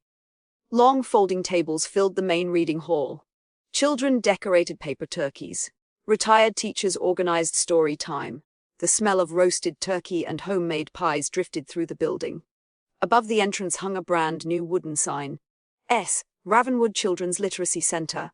Emma stood beneath it in disbelief. Daniel walked beside her. They finished it. No. Emma whispered, we finished it. The crowd applauded as County Commissioner Susan Hale stepped to the microphone. This building once represented what Ravenwood had lost. She smiled toward Emma. Today, it represents what we found. She handed Emma a ceremonial brass key. A's director of the Ravenwood Children's Literacy Center. Welcome home. Emma stared at the key. She had left Nashville believing her life's greatest work was behind her. Standing inside the restored library, surrounded by neighbors who had become family, she finally understood. Sometimes God, or life itself, didn't close one chapter because the story was over. Sometimes, it was making room for a better one. As the applause echoed through the old library, Daniel quietly slipped his hand into hers. The wedding was only a few weeks away. The library was alive, the town was whole again. And the happiest day of their lives was still waiting. C.S. 20 home at last. Snowflakes drifted gently over Ravenwood on the morning of the wedding, not enough to cover the roads, just enough to dust the rooftops. The town looked as though someone had sprinkled powdered sugar across every porch and fence. Inside the little white church, volunteers hurried through the final preparations. Betty Parker inspected every flower arrangement twice, then a third time. You can never be too careful with roses, she declared. Frank Wilson laughed. I don't think the roses are nervous. I am. They'll have to deal with it. Across the sanctuary, Abigail adjusted the candles lining the aisle. Linda Foster straightened the bows on each pew. Mike Hansen stood at the front entrance greeting arriving guests. The church wasn't simply hosting a wedding. It was celebrating one of its own. Emma sat quietly in the bridal room upstairs. Her wedding dress wasn't extravagant. It was elegant. Simple ivory satin with delicate lace sleeves. Exactly what she had imagined. She looked into the mirror. For a moment, she barely recognized the woman looking back. Not because she looked different. Because she looked peaceful. There had been a time when she believed happiness belonged to other people. That grief had written the final chapter of her life. She smiled softly. How wrong she had been. A gentle knock came at the door. Come in. Abigail stepped inside. She was wearing a deep blue bridesmaid's dress. For several seconds, neither woman spoke. Then Abigail crossed the room and hugged her tightly. You look beautiful. Emma smiled. So do you. Abigail laughed. I practiced this speech all week. Emma raised an eyebrow. Oh, I wanted to say something perfect. And I gave up. They both laughed. Abigail took Emma's hands. The first day I met you, I thought loving you meant losing my mom all over again. Emma listened quietly. I couldn't have been more wrong. Tears filled Abigail's eyes. You never tried to replace her. You simply loved my dad. And somehow, you found room to love me too. Emma embraced her once more. I'll always be grateful you gave me the chance. Abigail smiled through tears. You already earned it. Downstairs, Daniel stood with Pastor James. Mike Hansen adjusted Daniel's tie for the third time. I think you're stalling. Daniel laughed. I might be. You've faced armed suspects without blinking. I know. But this feels bigger. Mike smiled. It is. The church doors opened. Guests slowly found their seats. Among them sat former students from Nashville, parents from Ravenwood Elementary, deputies, teachers, shop owners, farmers, retired librarians.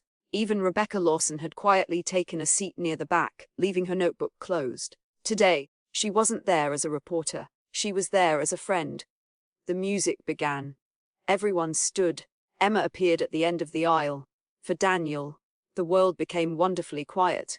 He didn't notice the flowers. He didn't notice the guests. He saw only her. Emma walked slowly toward him, her smile brighter than the winter morning. When she reached the altar, Daniel whispered, "You took my breath away." Emma smiled. "You've been saying that since dinner by the lake. And I still mean it." Pastor James smiled warmly. "I believe that's my cue." Soft laughter rippled through the church. Then the ceremony began. Pastor James spoke not about perfection, but about second chances, about courage, about choosing love after loss. He looked at the congregation. Life sometimes breaks our hearts, but it also gives us opportunities to rebuild them. He turned toward Emma and Daniel. These two people remind us that hope is never foolish. It is often the bravest choice we make. When it came time for the vows, Daniel spoke first. "Emma, the day I stopped beside your broken-down car, I thought I was helping a stranger. I had no idea she would become my greatest blessing. You've reminded me that love doesn't erase the past. It honors it, and then quietly builds something new. I promise to laugh with you, stand beside you, believe in your dreams, and spend every day making sure you never doubt how deeply you're loved." Emma wiped away a tear before speaking. "Daniel, I came to Ravenwood hoping only for a fresh start. I never imagined I would find a family. You gave me a home. Your daughter gave me her trust. This town gave me another chance. But you," she smiled, "you gave me permission to believe that my happiest days weren't behind me. I promise to choose you. Every morning. Every challenge. Every ordinary day. Because I've learned that ordinary days with the right person become extraordinary memories." There wasn't a dry eye in the church. Even Betty Parker quietly reached for another tissue. "I told myself I wouldn't cry," she whispered. Frank handed her the whole box. "You were never winning that bet." Pastor James smiled. "By the authority entrusted to me, it is my great honor to pronounce you husband and wife." Daniel looked at Emma. "May I?" She laughed. "You've waited long enough." I kissed her gently. The church erupted into applause. Children cheered. Someone in the back whistled. Betty cried openly. Rebecca smiled without taking a single photograph. Some moments were meant to live only in memory. The reception was held inside the Ravenwood Children's Literacy Center. The restored library glowed with warm lights. Books lined every shelf. The old rocking chair Carl had restored sat in the children's reading corner. Families filled every table. Music echoed through the building. Children danced between the bookshelves. It felt less like a reception and more like a family reunion. Betty clinked a spoon against her glass. "I've got one rule." The room grew quiet. "If anyone mentions campaign politics, they're washing dishes." Laughter exploded throughout the room. "No volunteers?" Mike Vanson asked. "Not unless they insult the cake." More laughter followed. Later in the evening, Carl Simmons quietly approached Daniel and Emma. He held a small wrapped package. "I made something." Emma carefully opened it. Inside was a beautifully carved wooden plaque. Across the front were engraved the words, "Boz Ev, every story deserves hope." Below it, in smaller letters, Ravenwood Children's Literacy Center, for the front entrance. Carl said. Emma looked at him. "It's perfect." Daniel extended his hand. "So our second chances." Carl smiled. "I finally believe that." As the evening came to a close, Emma and Daniel slipped outside onto the library porch. Snowflakes drifted lazily beneath the streetlights. Inside, they could still hear laughter. Music. Children playing hide and seek among the bookshelves. Emma rested her head against Daniel's shoulder. "Do you remember what you asked me the first day?" Daniel smiled. "I asked if your car would start." She laughed. "No. You asked if I had somewhere safe to go." Daniel nodded. "I remember." Emma intertwined her fingers with his. "I do now." He looked at the warm lights shining through the library windows. The town that had once questioned her now celebrated beside her. The daughter who had once feared her now called her family. The sheriff who had stopped to help a stranded stranger had become her husband. Daniel kissed the top of her head. Welcome home, Mrs. Brooks. Emma smiled through happy tears. I've been home for a long time. They stood together beneath the suddenly falling snow as Ravenwood celebrated inside. Not because two people had fallen in love, but because an entire community had learned something worth remembering. Rumors fade, power fades, campaigns end. But kindness has a way of echoing through generations. And somewhere inside the warm library, a little girl named Lily opened a book, settled into an old rocking chair, and began to read, exactly as Emma had always hoped. If Emma and Daniel's journey touched your heart, please like this video and share it with someone who believes in second chances. Subscribe to the channel for more heartfelt stories of love, family, forgiveness, and hope. We'd love to have you back for the next story.